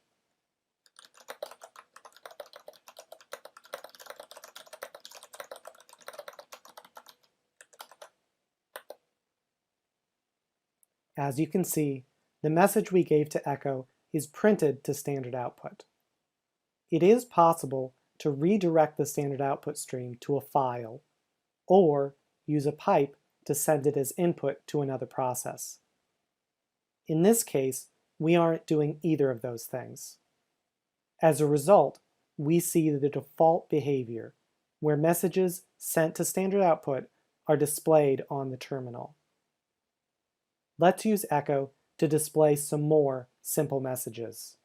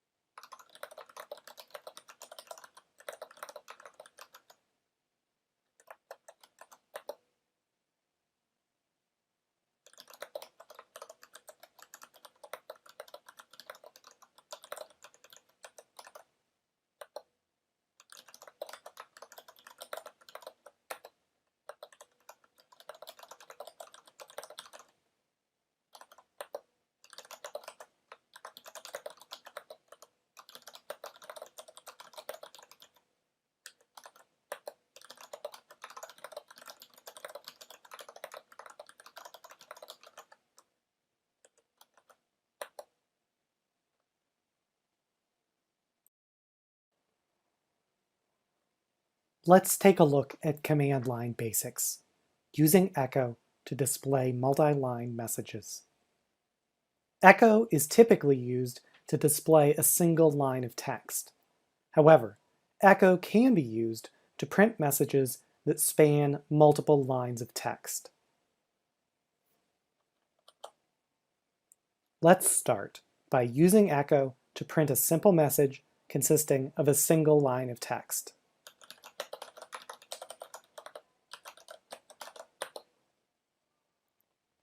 Now, let's try again, but this time we're going to make a mistake.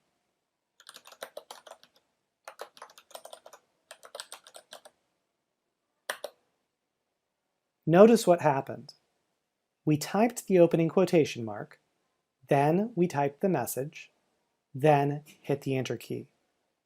Instead of printing our message, we see something that looks like a greater than sign. Notice that we forgot to type the closing quotation mark. Let's add the closing quotation mark, then hit Enter again. Notice what just happened. Our message was printed, but in addition, an extra blank line was printed. Do you see the extra blank line? It's there. Let's try another example. In our next example, the second line will contain more of the message.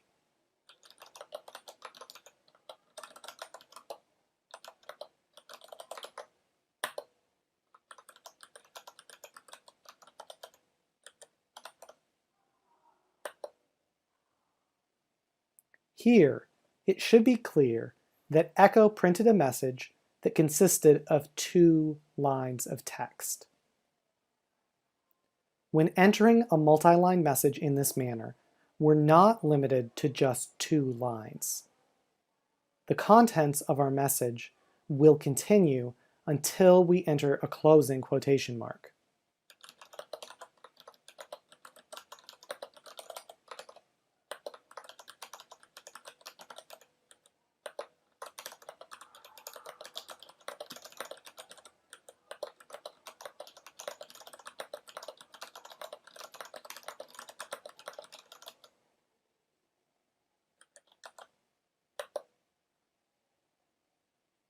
After we enter the closing quotation mark and then press the Enter key, the entire multi-line message is printed to standard output.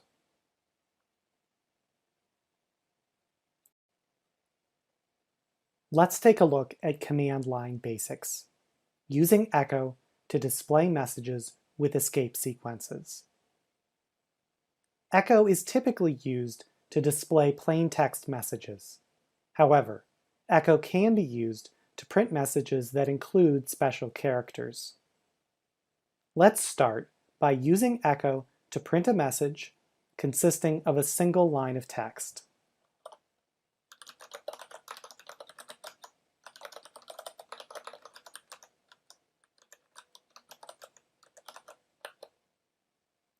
Now, let's try again, but this time we're going to include something new. And to do so, we're going to take a look at the documentation for echo. The documentation for most commands is found by accessing the command's manual pages using the command man. But echo is special. Echo is a bash built-in command. The documentation for bash built-in commands is obtained using the command help.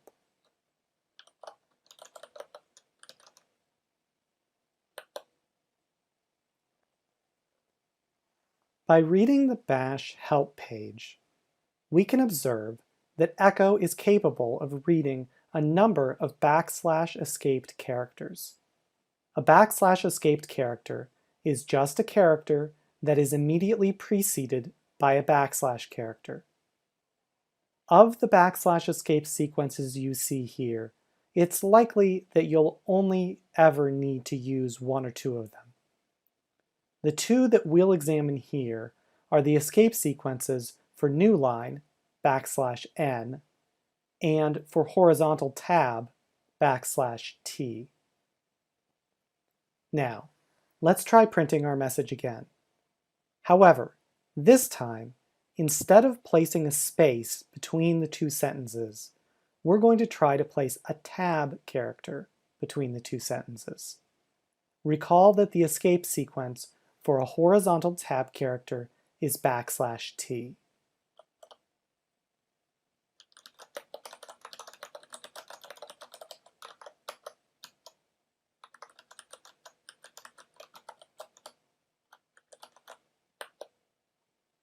What just happened? The escape sequence \t represents a horizontal tab character. We wanted echo to replace \t with an actual tab character. Let's take another look at the help page for echo.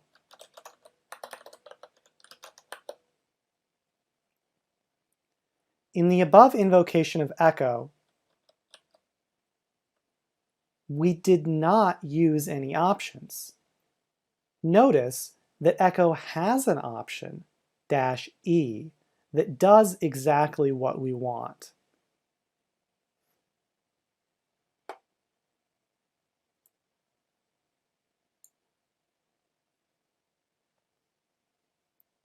If echo is called with the -e option, then echo will replace the escape sequence with its corresponding literal character.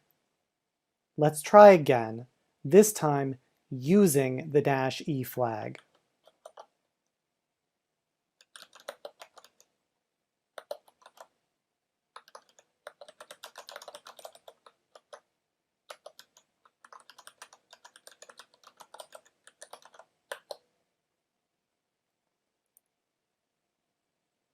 It looks like there's a space character between the sentences, but it's actually a tab.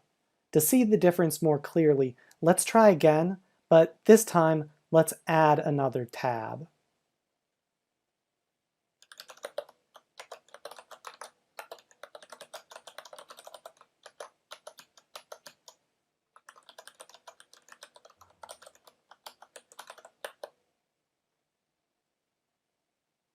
Now we can see a difference. Let's try again with 3 tabs.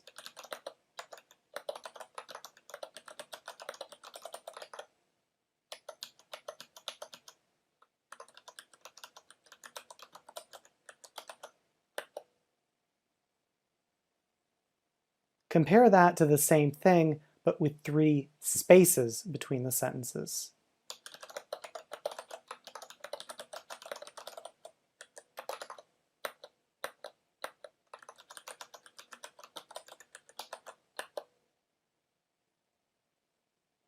Now, let's try again using the escape sequence for a new line, \n.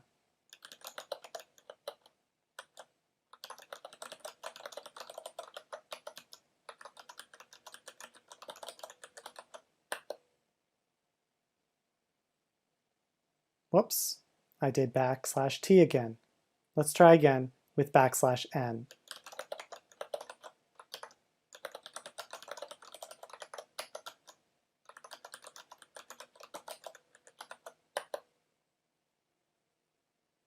Now let's add another new line.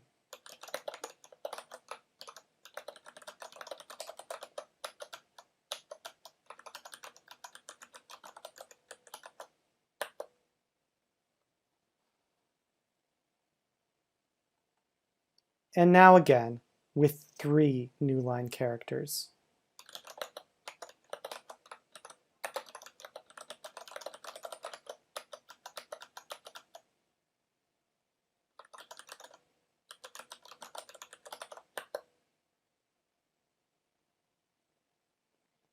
By using escape sequences, we can use echo to print a multi-line message, even while we enter the command using a single line.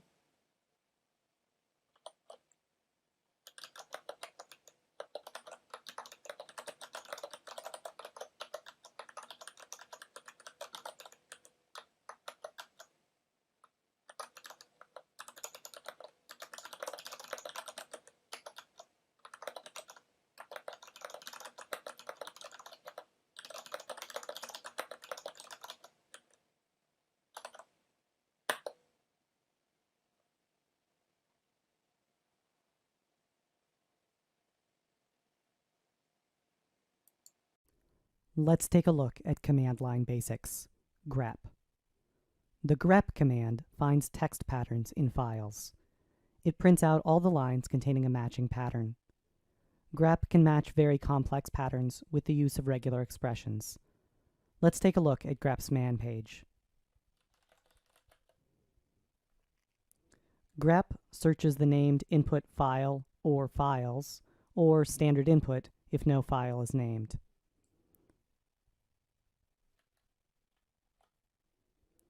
Let's use grep to find all the files that have the word zip in the name in the directories bin and user bin. To do this, we first use ls to list the files in those directories. Then pipe the result to grep to search for the pattern zip. A list of file names containing zip is displayed. grep pattern matching is case sensitive by default. Let's try to list the file names in bin and user bin that contain the word zip in uppercase. We get 0 matches. To allow grep to ignore case when matching the pattern, we can use the -I flag with grep. The -I flag specifies that grep should ignore case distinctions.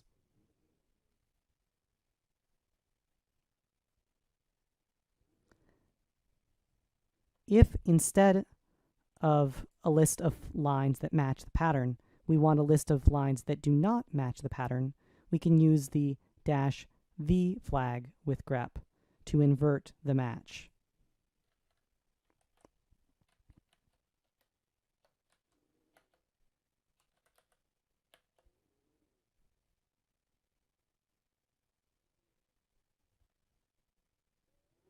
We now get a list of file names in bin and user bin that do not contain the word zip.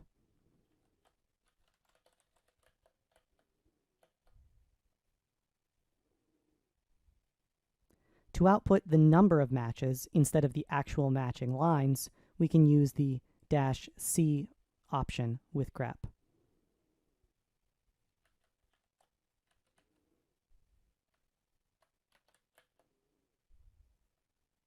Here we observe that there were 19 items which matched the pattern zip.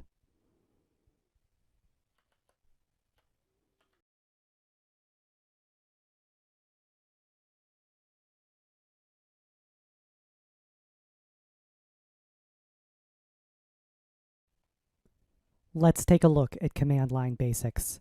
Head and tail. Head and tail are commands that print the first and last parts of a file, respectively. By default, head prints the first 10 lines of a file, and tail prints the last 10 lines. Let's take a look at their man pages.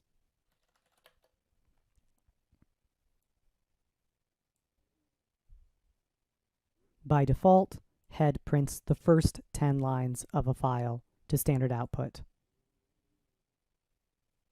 This can be changed using the -N flag to specify the number of lines instead of assuming the default of 10. Tail behaves very similarly.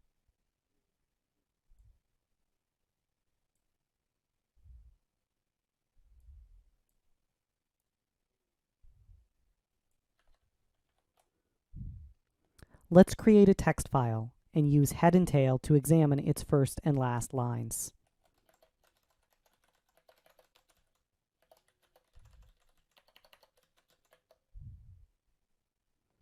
We can observe that foo.txt now contains a sorted list of the files in user bin.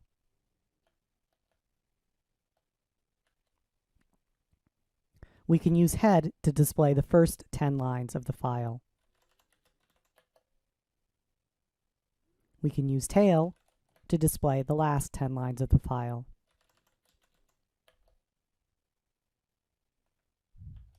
To view a different number of lines, say the first or last 5 lines of a file, we can use the -N option with head and with tail.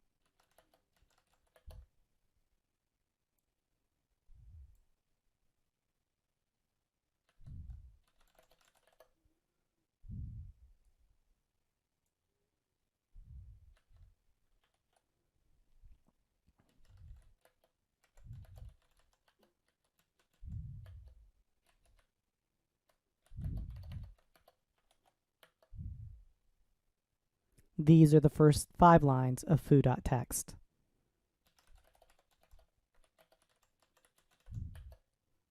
And these are the last 5 lines of foo.txt. Head and tail can also be used in a pipeline. Let's list the last 7 items of the contents of the directory user bin. To do this, we will use ls to list the contents, sort to sort them, and pipe the output to tail with the appropriate option, listing the last 7 items in the directory user bin.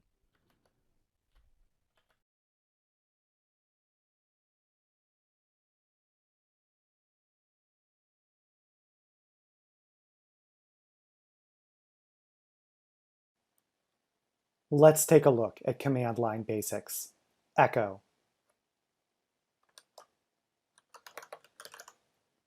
Let's take a look at Echo's man page.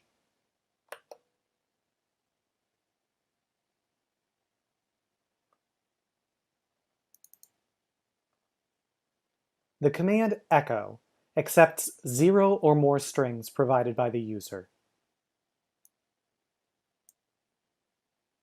and prints those strings to standard output.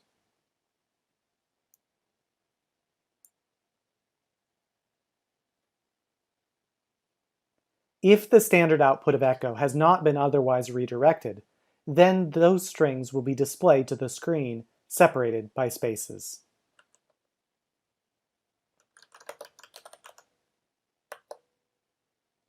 As we can see, echo printed the string hello.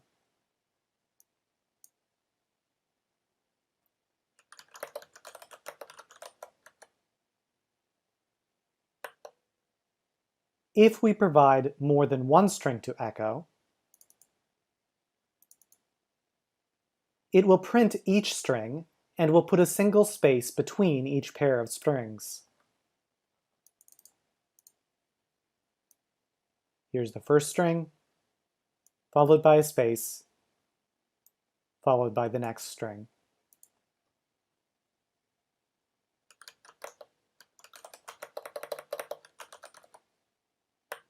If we provide more than one space between each string, echo ignores the extra spaces and only a single space is printed.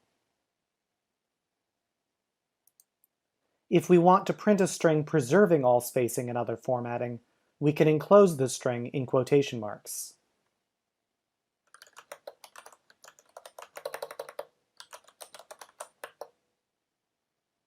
When we do this, echo will treat everything within the quotation marks as a single string.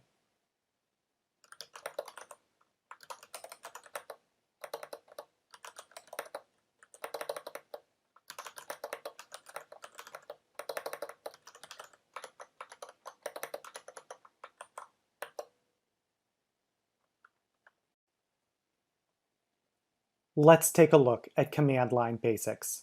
Wildcard expansion. Let's try to use echo to display a single line of text.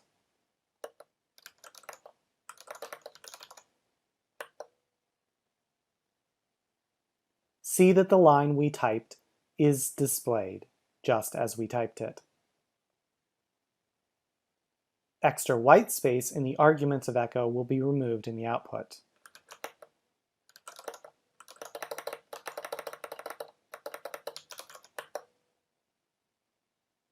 Here we typed extra spaces.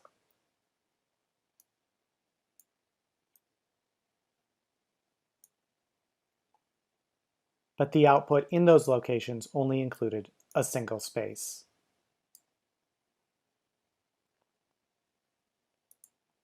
When there are special characters in the line of text, we see something else. To check this, let's cd to a different directory and look at the contents of that directory using ls.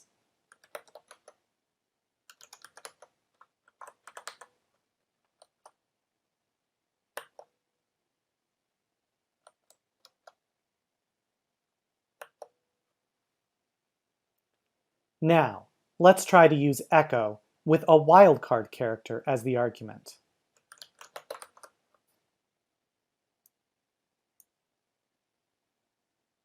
The star or asterisk here is treated as a wildcard character.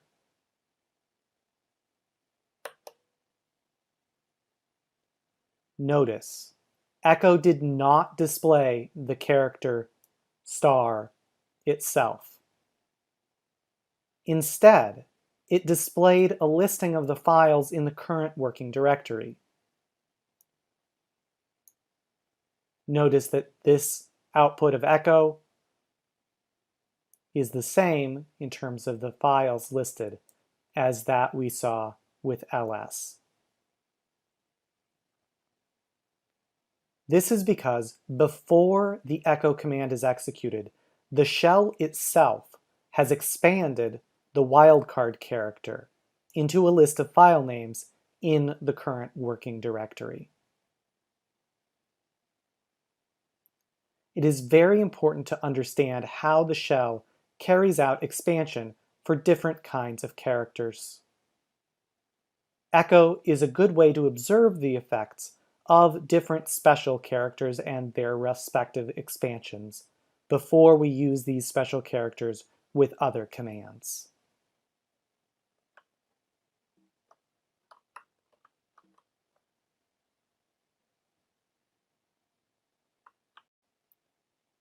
Let's take a look at command line basics. Path name expansion. Bash is capable of performing certain types of expansions. Let's try to use ls to see how path name expansion works.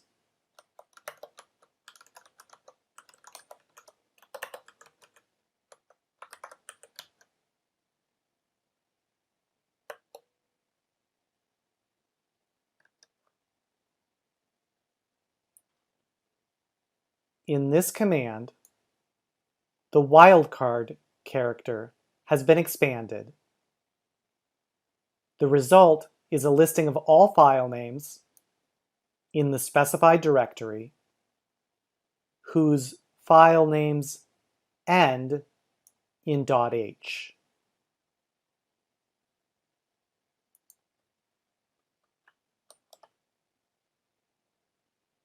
Let's try another example.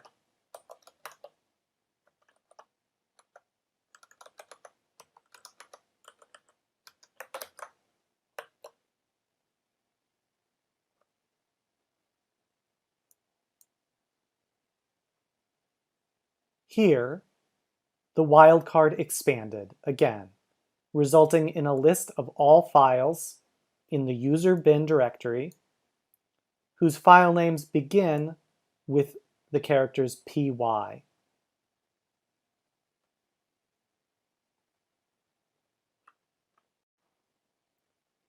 Let's take a look at command line basics.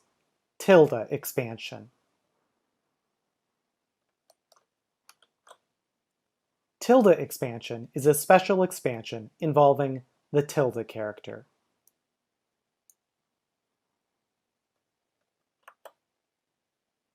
When the tilde character is used at the beginning of a username, it expands into the name of the home directory for that user.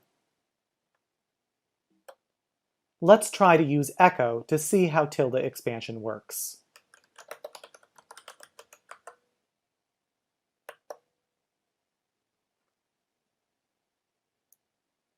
Here, we see an expansion resulting in the full path to this user's home directory.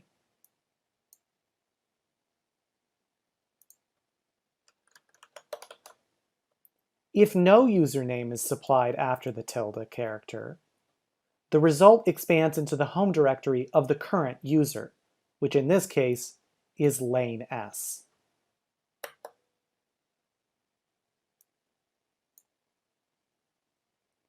We observe here that the tilde character has been expanded into the home directory of the current user. Let's take a look at command line basics. Arithmetic expansion. Arithmetic expansion allows the shell to perform calculations before passing the results to a command as arguments. Arithmetic expansion uses the $sign character and double parentheses around an arithmetic expression. Let's use echo to see how arithmetic expansion works.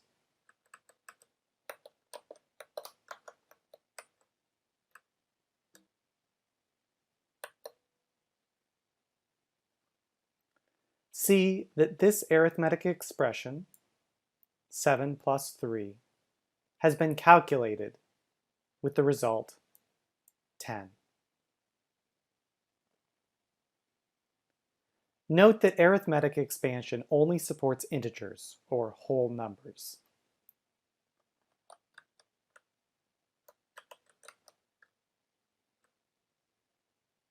The expansion would result in an error if decimals are present in the expression.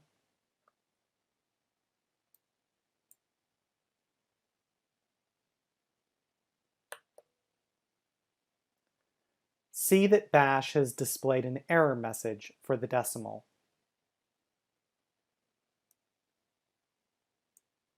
Invalid arithmetic operator, indicating that the decimal point caused the error.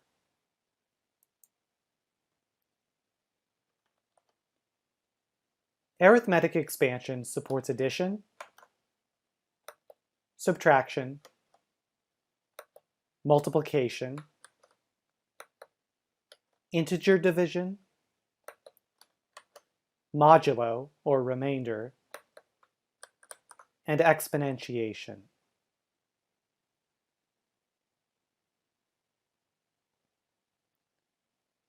Arithmetic expansion may also be used alongside text.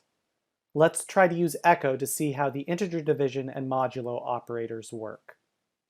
If the result of the division is not an integer, integer division will cause the result to be truncated to the integer part and will not be rounded.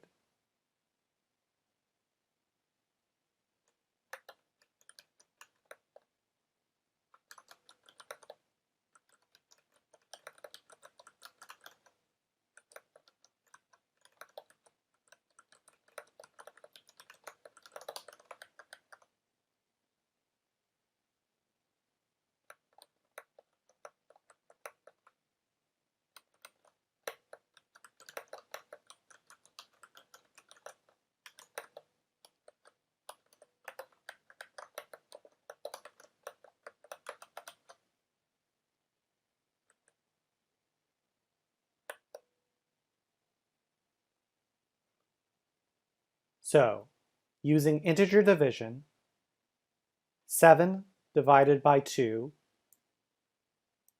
is 3, with a remainder of 1. The 1 was calculated using the modulo operator. The 3 was calculated using integer division.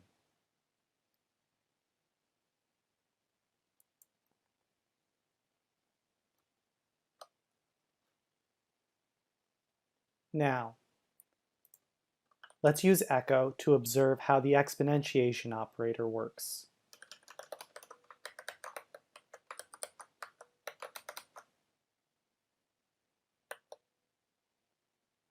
This calculation has raised 5 to the exponent of 2, or 5 squared, which is 25.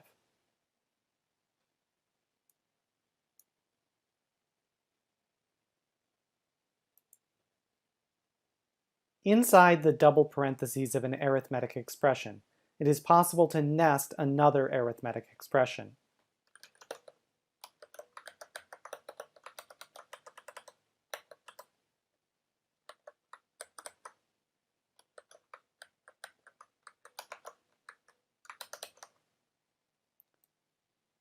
Here we have nested an arithmetic expression, 1 plus 1, within a larger expression, 5 to the power of 1 plus 1.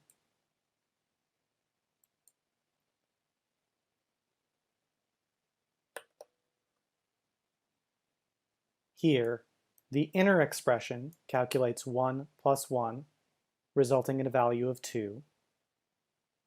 The outer expression performs the exponentiation, 5 to the power of 2, resulting in 25.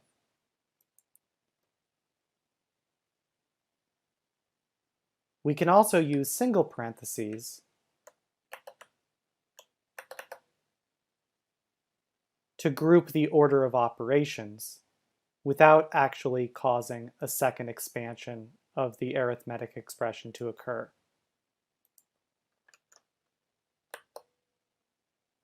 This will calculate the same result of 25 using only one arithmetic expansion instead of two.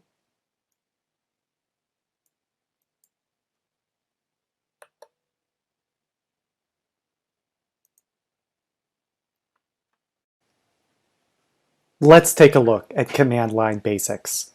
Brace expansion. Brace expansion creates multiple text strings from a pattern.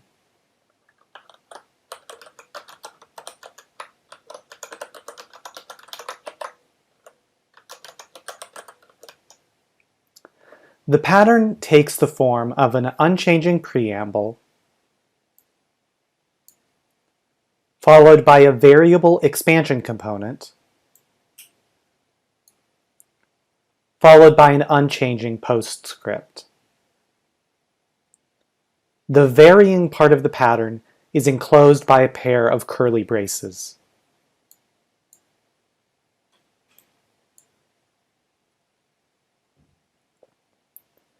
The constant part before the opening brace is called a preamble, and the constant part trailing after the closing brace is a postscript.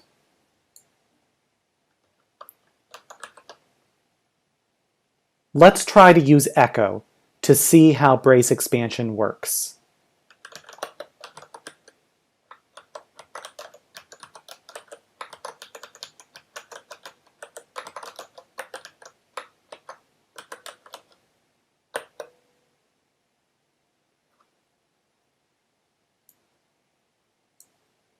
This pattern has expanded into 3 text strings.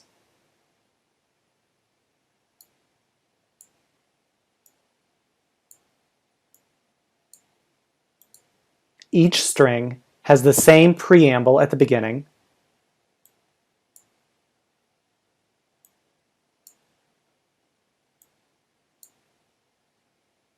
and the same postscript at the end.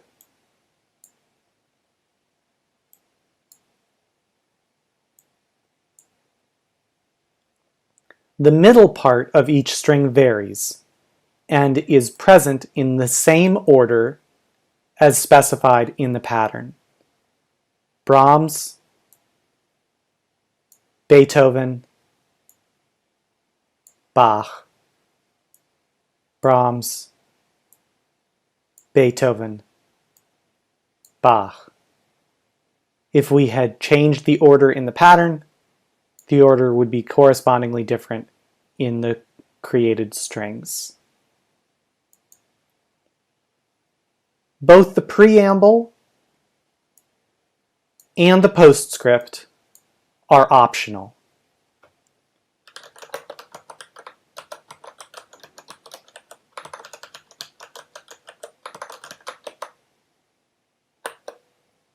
Here, we expand a pattern with a preamble, but no postscript.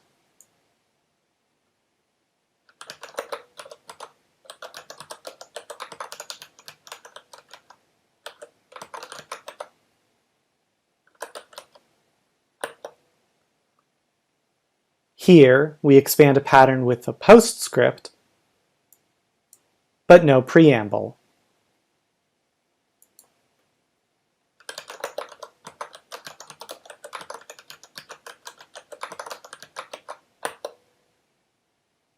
And finally, we expand a pattern with no preamble and with no postscript.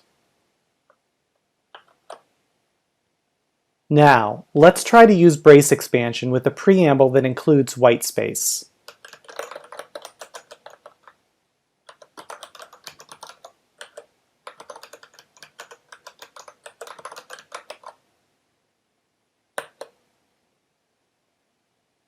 Here, Bash considers I, love, and Brahms, Beethoven, Bach to be separate tokens.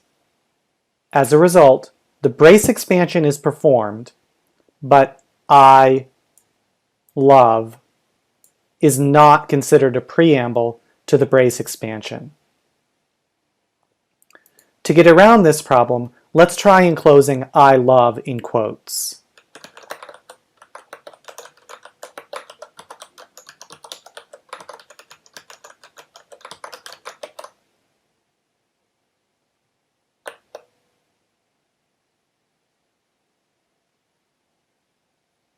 This is slightly better.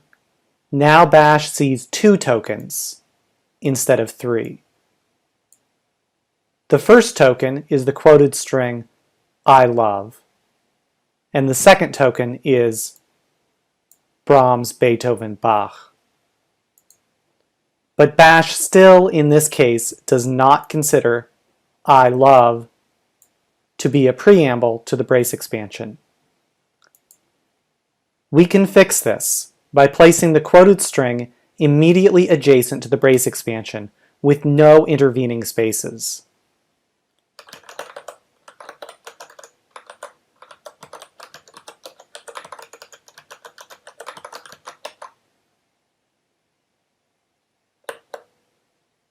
Now, in this case, Bash sees only 1 token, the entire string, where I love is taken to be a preamble because it immediately precedes the opening brace with no intervening white space.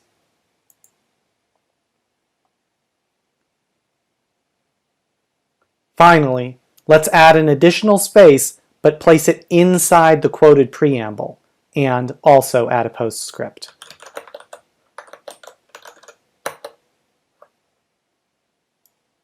I'm adding a space but placing it inside the quoted preamble and leaving no intervening space between the preamble and the start of the pattern inside the braces.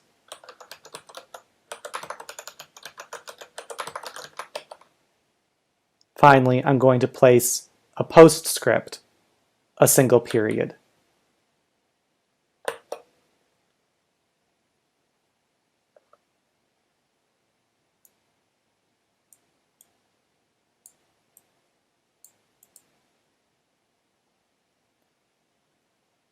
A brace expansion can contain a comma-separated list of strings, as we have just seen. It can also contain a range of integers or characters using the operator ... Let's try to use echo to see how to specify a range in brace expansion.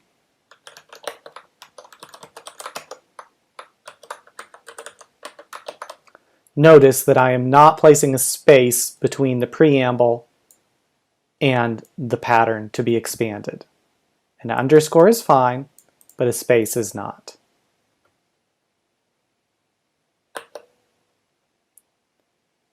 This is expanded to 5 strings.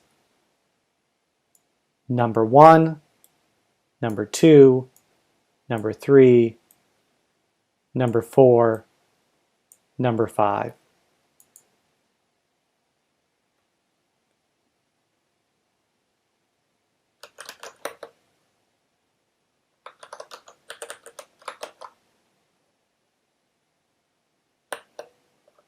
We can also use a sequence of characters with the ... operator.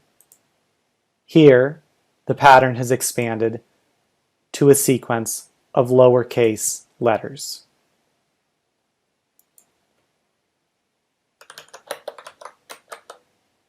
Integers within a brace expansion can be zero padded. Here, we have zero padded numbers 1 through 9.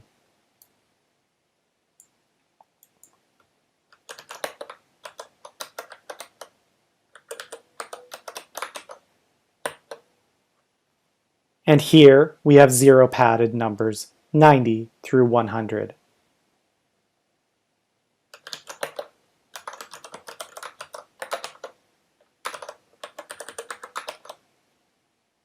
Brace expansions can also specify numbers in reverse order. Here, we have something expanded to strings where the numerical part is in reverse order from 5 through 1.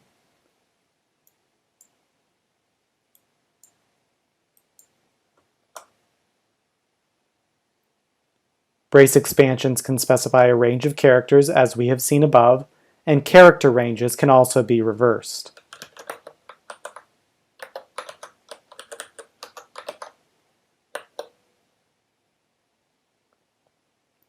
We observe that this character range has expanded to lowercase characters in reverse order.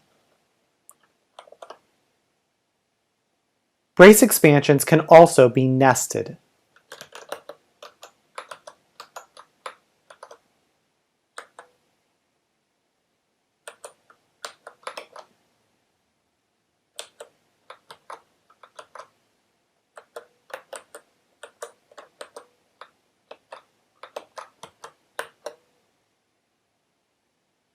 Let's work through this expansion part by part. In the expansion, the preamble, lowercase a, and the postscript, lowercase b, are constant. In the variable part of the expression, the brace expression is a list of items separated by comma.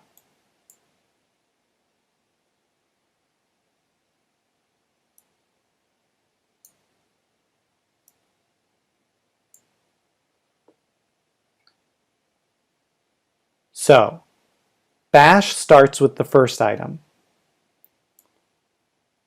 A12. This is a brace expansion as well. This expands to two strings, uppercase A1 and uppercase A2.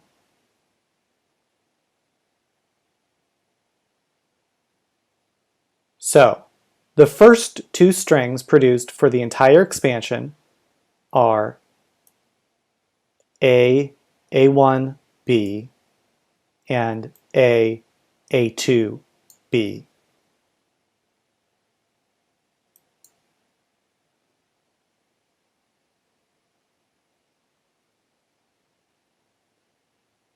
Now, the first nested brace expansion is complete. Bash now starts with the second item, B34.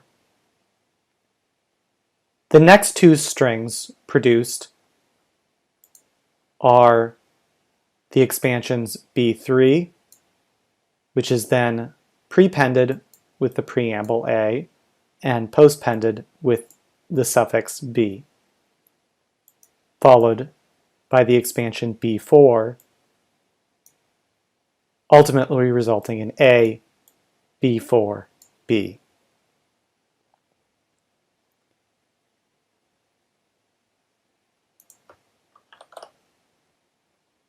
Brace expansions are particularly useful for making lists of files or directories where the names are of a fixed format. For example, imagine that we want to organize a sequence of photos by month and year. We may wish then to create a series of directories in numeric format in chronological order. Instead of creating the directories one by one using the command makedir by hand, we can use a command using brace expansion.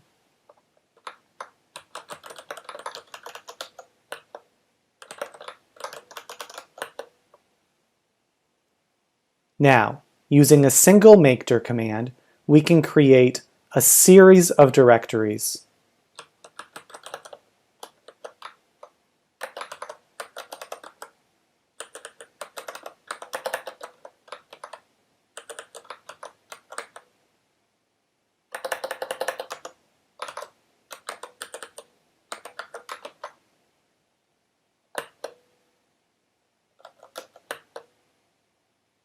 With this one command, we have created directories for all of the months over a range of 10 years.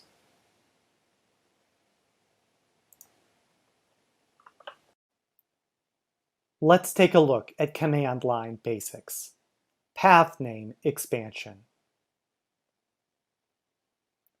Bash is capable of performing certain types of expansions.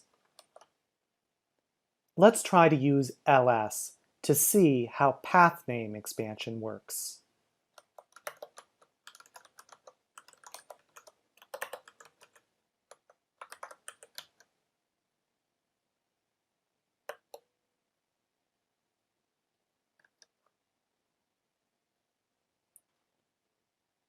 In this command, the wildcard character has been expanded. The result is a listing of all file names in the specified directory whose file names end in .h.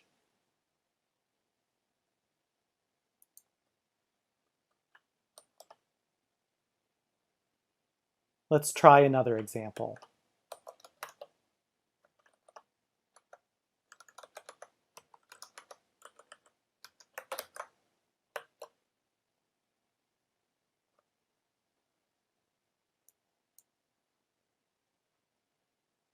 Here, the wildcard expanded again, resulting in a list of all files in the user bin directory whose file names begin with the characters py.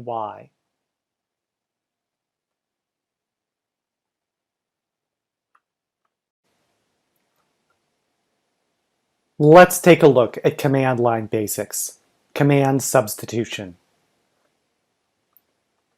Command substitution allows us to use the output of a command as an argument of another command. This is done by using the $ character followed by a pair of single parentheses.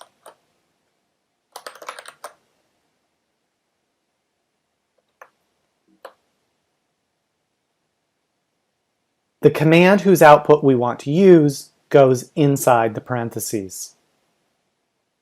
Let's begin by using ls to list the contents of the etc x11 directory.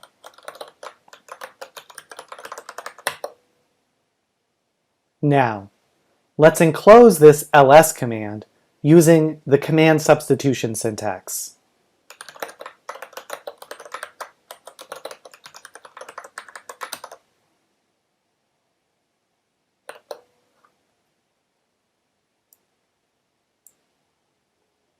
Here, we have first executed the command ls to output a list of items in the etc x11 directory. Command substitution then causes this output to be used as the arguments to echo. Echo finally displays a list of those items. Note that command substitution is very different from piping. Piping allows us to redirect the output of one command to the standard input of another command. For example, a pipeline could be used to pipe the output from ls to the input of sort.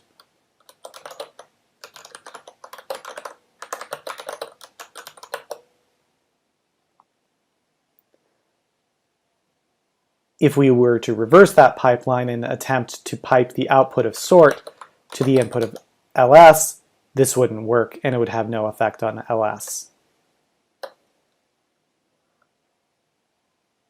Because ls does not make use of standard input.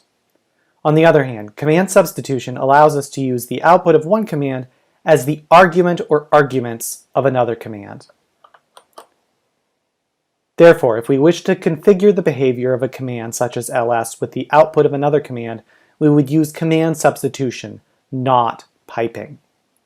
Let's try to use command substitution to provide arguments to ls.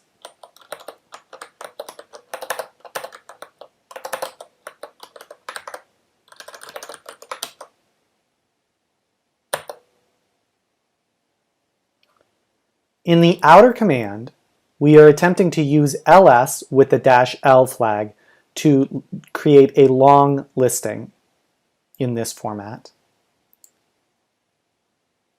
We're using the command which with an argument of cp to determine the full directory, the full absolute path to the cp command. The result of which is bin cp. Bin cp is then substituted as the argument to ls-l, resulting in the output that we see here.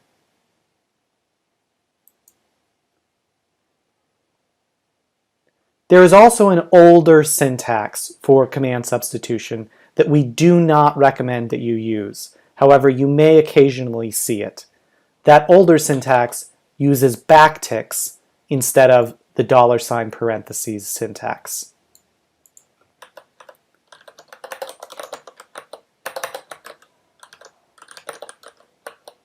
Again, we do not recommend using this backtick syntax. However, it's important to be able to recognize it if you see it in someone else's scripts.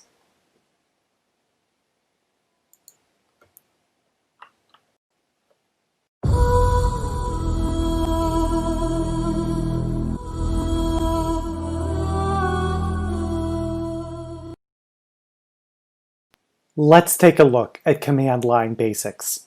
Escaping characters. By default, the $sign has special significance to the shell.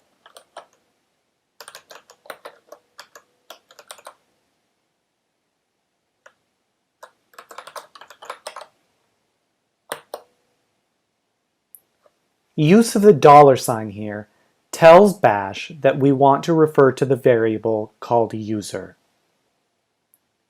Bash then looks for a variable called user, gets the contents of that variable, and replaces user with the contents of the user variable. If we want to print a string containing an actual $sign, we can precede the $sign with a backslash. The character we wish to quote, in this case a $sign, is then preceded with the backslash, which prevents this particular $sign from being interpreted as a special character.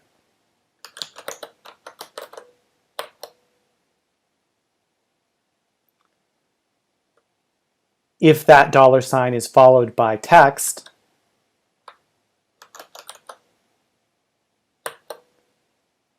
then the quoting of the $sign prevents expansion by treating the $sign as an actual literal $sign rather than as a special character, which in normal cases would indicate that expansion is to be done. This type of quoting is used to selectively suppress expansions. It is handy when we occasionally want a special character such as the $sign to appear as itself. Let's see the effect of this type of character escaping in commands.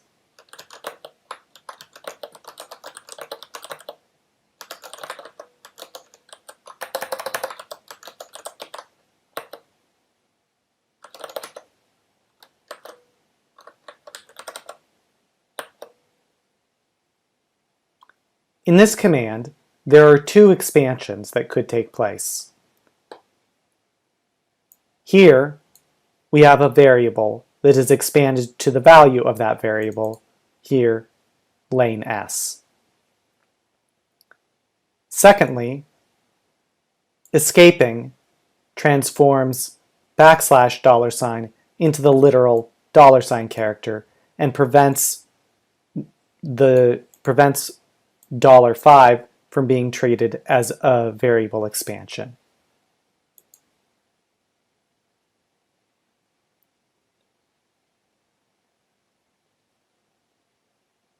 The $sign is a character with special significance to bash. There are other characters that also have special significance to bash. These include the $sign, which we just discussed, the exclamation point, the ampersand, the backslash itself, and the space character, which bash uses to delimit tokens. Any of these special characters can be escaped using a backslash. Since the backslash is itself a special character, if we want a backslash character to appear as ordinary text, we would also need to escape it with a preceding backslash character.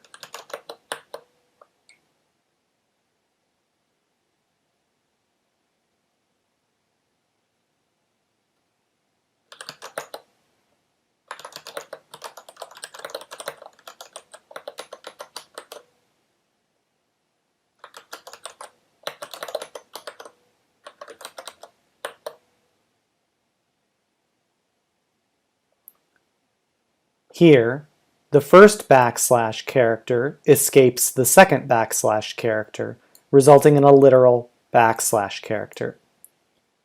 Because this second character was escaped, it does not in turn escape the $sign, and the $sign here normally acts as normal to cause variable expansion.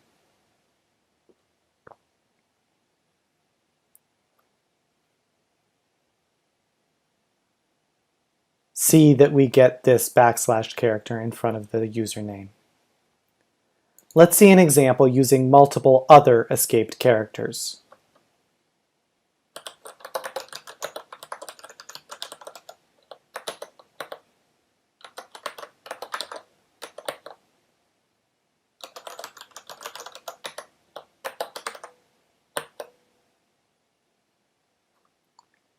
Here we have escaped a literal space, an ampersand, another literal space, and an exclamation point. The ampersand and exclamation point have special significance to bash and can be explored in other situations. Needless to say, without this escaping, we would not get this exact output.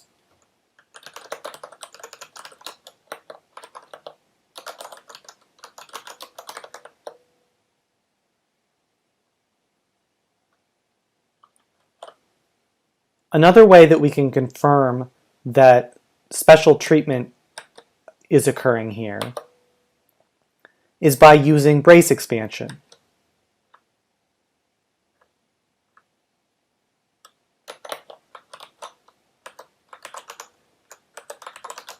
Recall from our discussion of brace expansion that normally brace expansion with a preamble needs the preamble to not be separated by a space.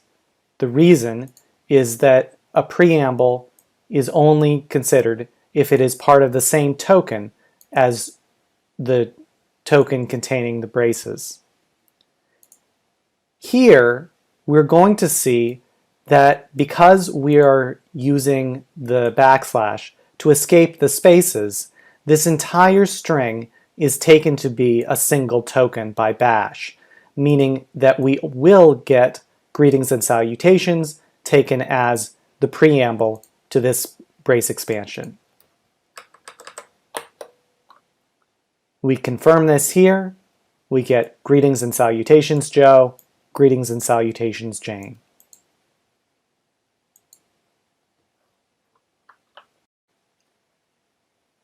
Let's take a look at command line basics. Double quoted strings.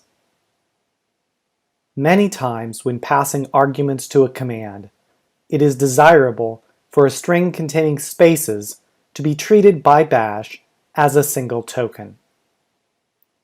As we previously discussed, One mechanism for obtaining this behavior is to escape the relevant space characters using the / character.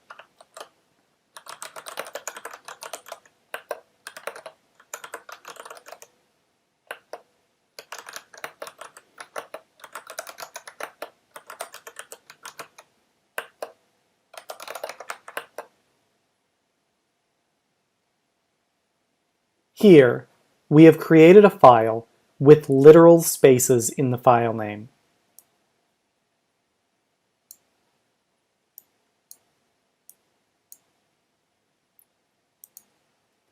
An alternative method to using escaped spaces is to use double quoted strings to enclose the entire file name.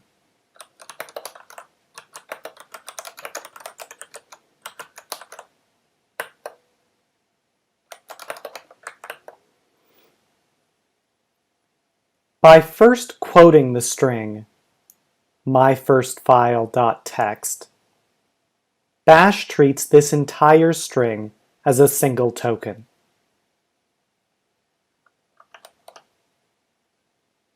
Within double quotes, some characters which normally have special significance to Bash are treated as normal characters without special meaning.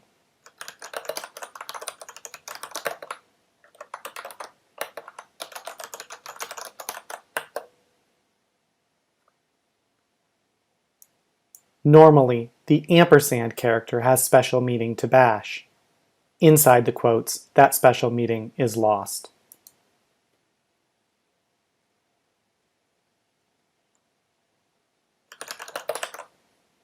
Wildcard characters, including the star, the tilde character, curly braces, will all be treated as ordinary text and not special characters. Within double quotes, therefore, the following operations are suppressed: word splitting, path name expansion, tilde expansion, and brace expansion. Let's observe the effects of double quotes in some commands.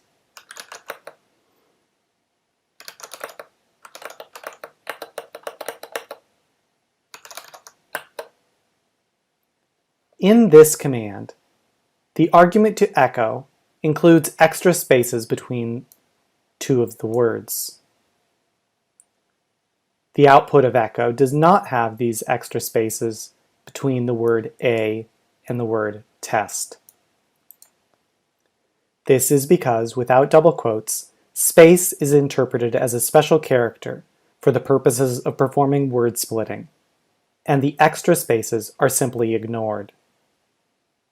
If we put this argument in double quotes,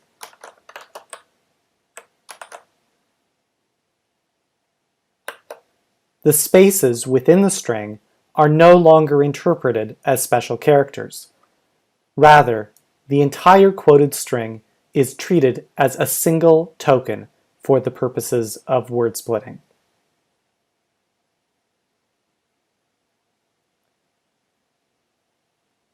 All of these spaces remain in the output as ordinary text. Let's try a command where double quotes will suppress expansions.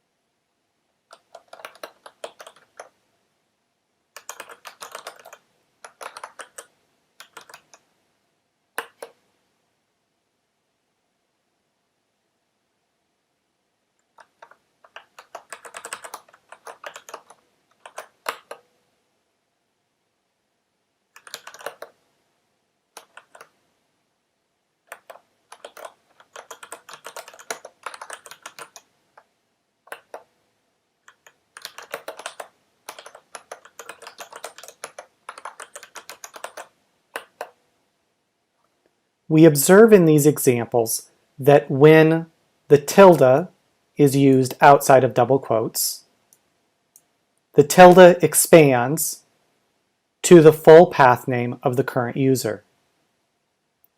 We also observe that when the star wildcard character is used outside quotes, it is expanded here to bar and here to foo. However, when the same string is enclosed within double quotes, the tilde expansion and the wildcard expansion are both suppressed. The tilde is treated simply as a tilde character. The star character is treated simply as a star character. Let's look at another example.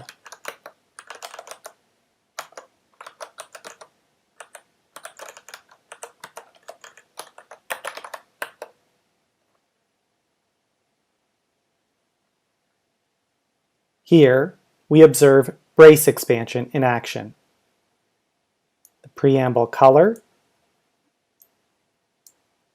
followed by red or green or blue. Color red, color green, color blue. This is the result of the expansion. When we enclose this same string in double quotes, the brace expansion does not take place, and the curly braces are treated simply as literal curly brace characters.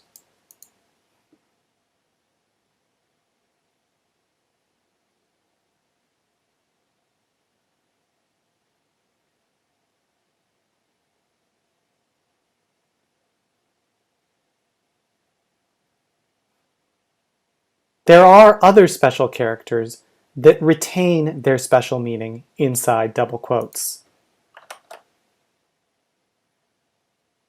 These exceptions include the $sign character, curly braces when used with the $sign character, single parentheses when used with the $sign character, double parentheses when used with the $sign character, backticks, and the backslash character when used to escape these other special characters.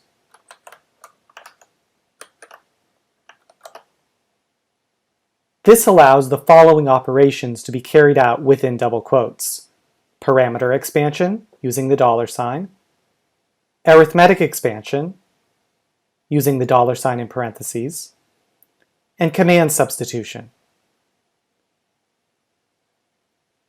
Let's try a command that is not affected by these double quotes.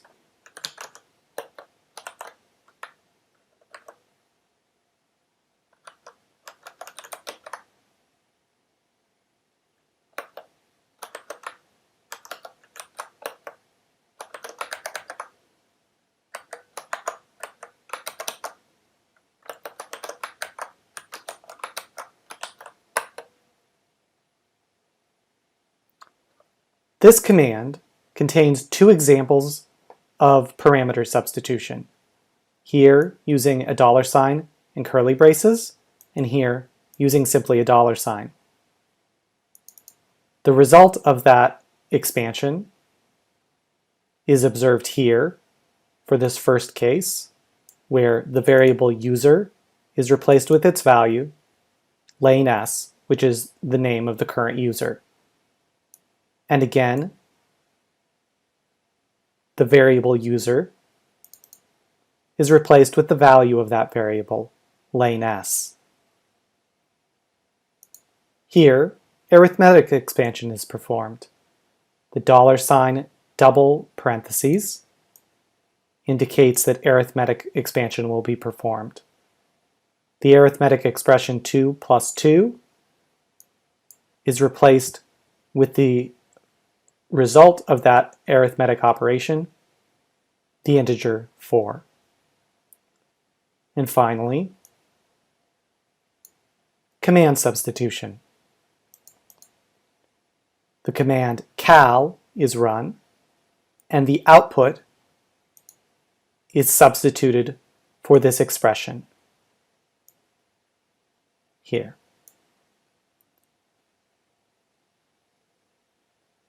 All of these operations expanded as expected, despite being within double quotes. Parameter expansion gives us the value of the variable named user. Arithmetic expansion calculated the result of 2 plus 2. And command substitution has displayed the output of the command cal.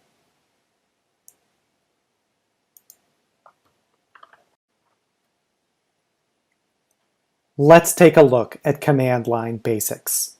Single quoted strings. Many times when passing arguments to a command, it is desirable for a string containing spaces to be treated by bash as a single token. As we previously discussed, one mechanism for obtaining this behavior is to escape the relevant space characters using the backslash character.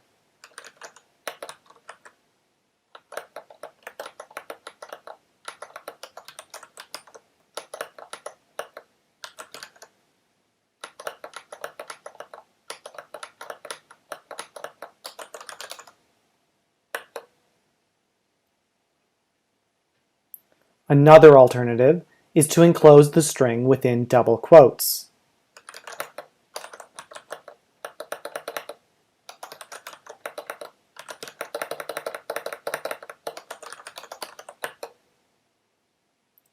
A third alternative, which we will discuss now, is the use of single quotes.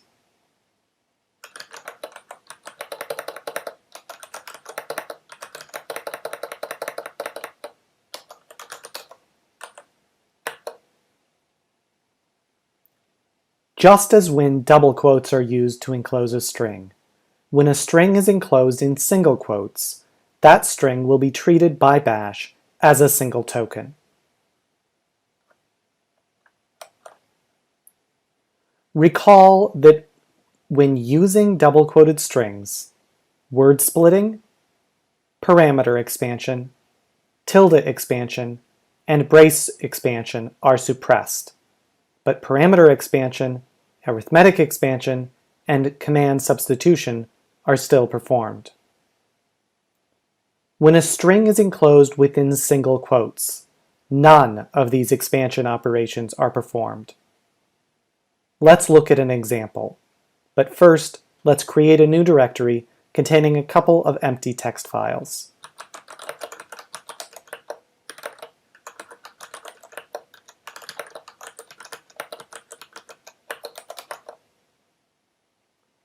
Now, let's try a command involving tilde expansion, brace expansion, command substitution, arithmetic expansion, and parameter expansion.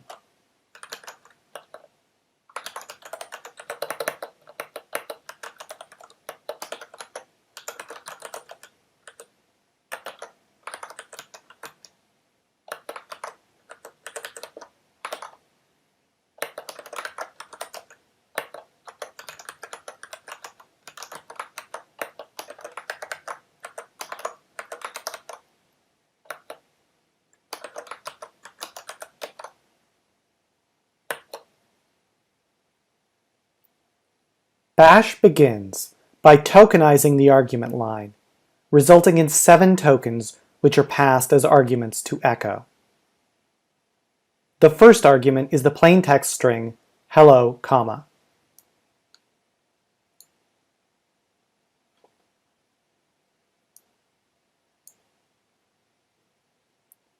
The second argument is the plain text string world.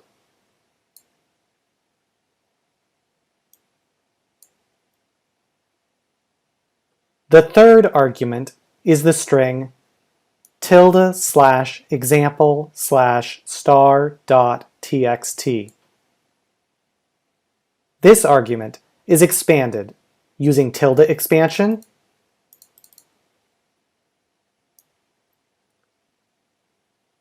and wildcard expansion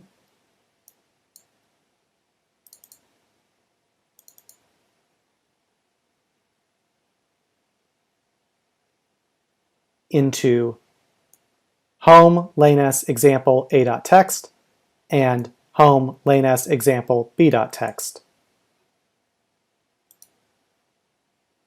The fourth argument is 3.7 within curly braces. This is expanded using brace expansion into 3, 4, 5, 6, 7.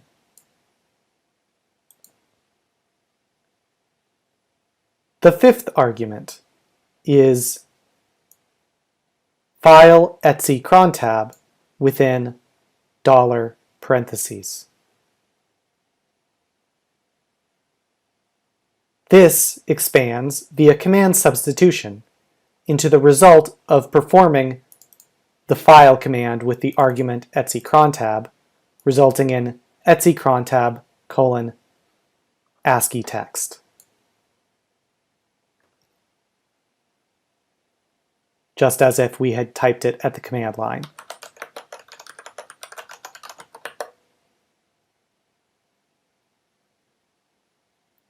The sixth argument is the arithmetic operation 2 plus 2, which is expanded using arithmetic expansion into the result 4.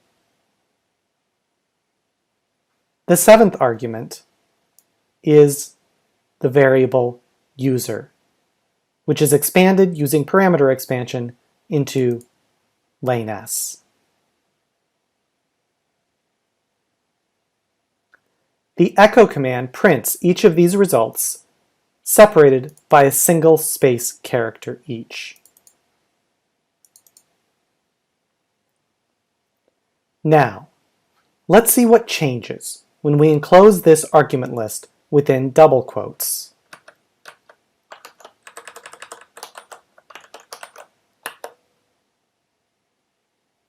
First of all, we can see that the literal space characters in the string are preserved.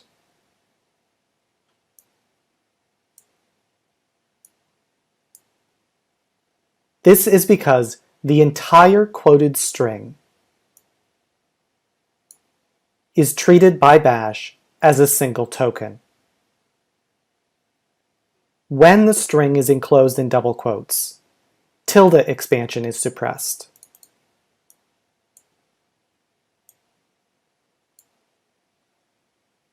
Wildcard expansion is suppressed.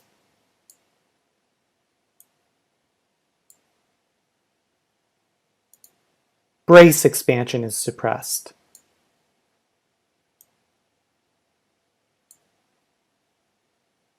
But command substitution still takes place.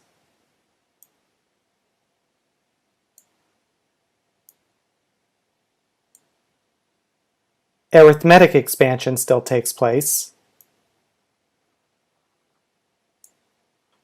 And parameter expansion still takes place.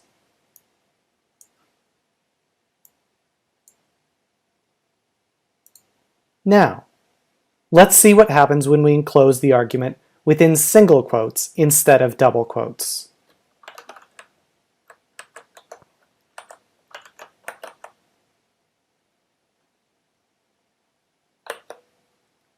Again, we first see that the literal space characters are again preserved. This is because, as before, the entire quoted string is treated by bash as a single token.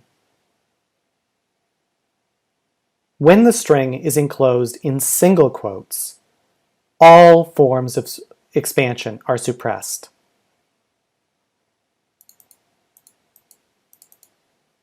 Tilde expansion is suppressed. Wildcard expansion is suppressed. Brace expansion is suppressed.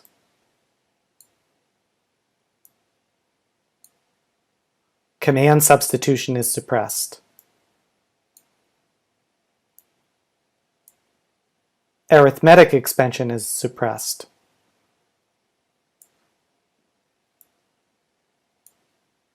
And parameter expansion is suppressed.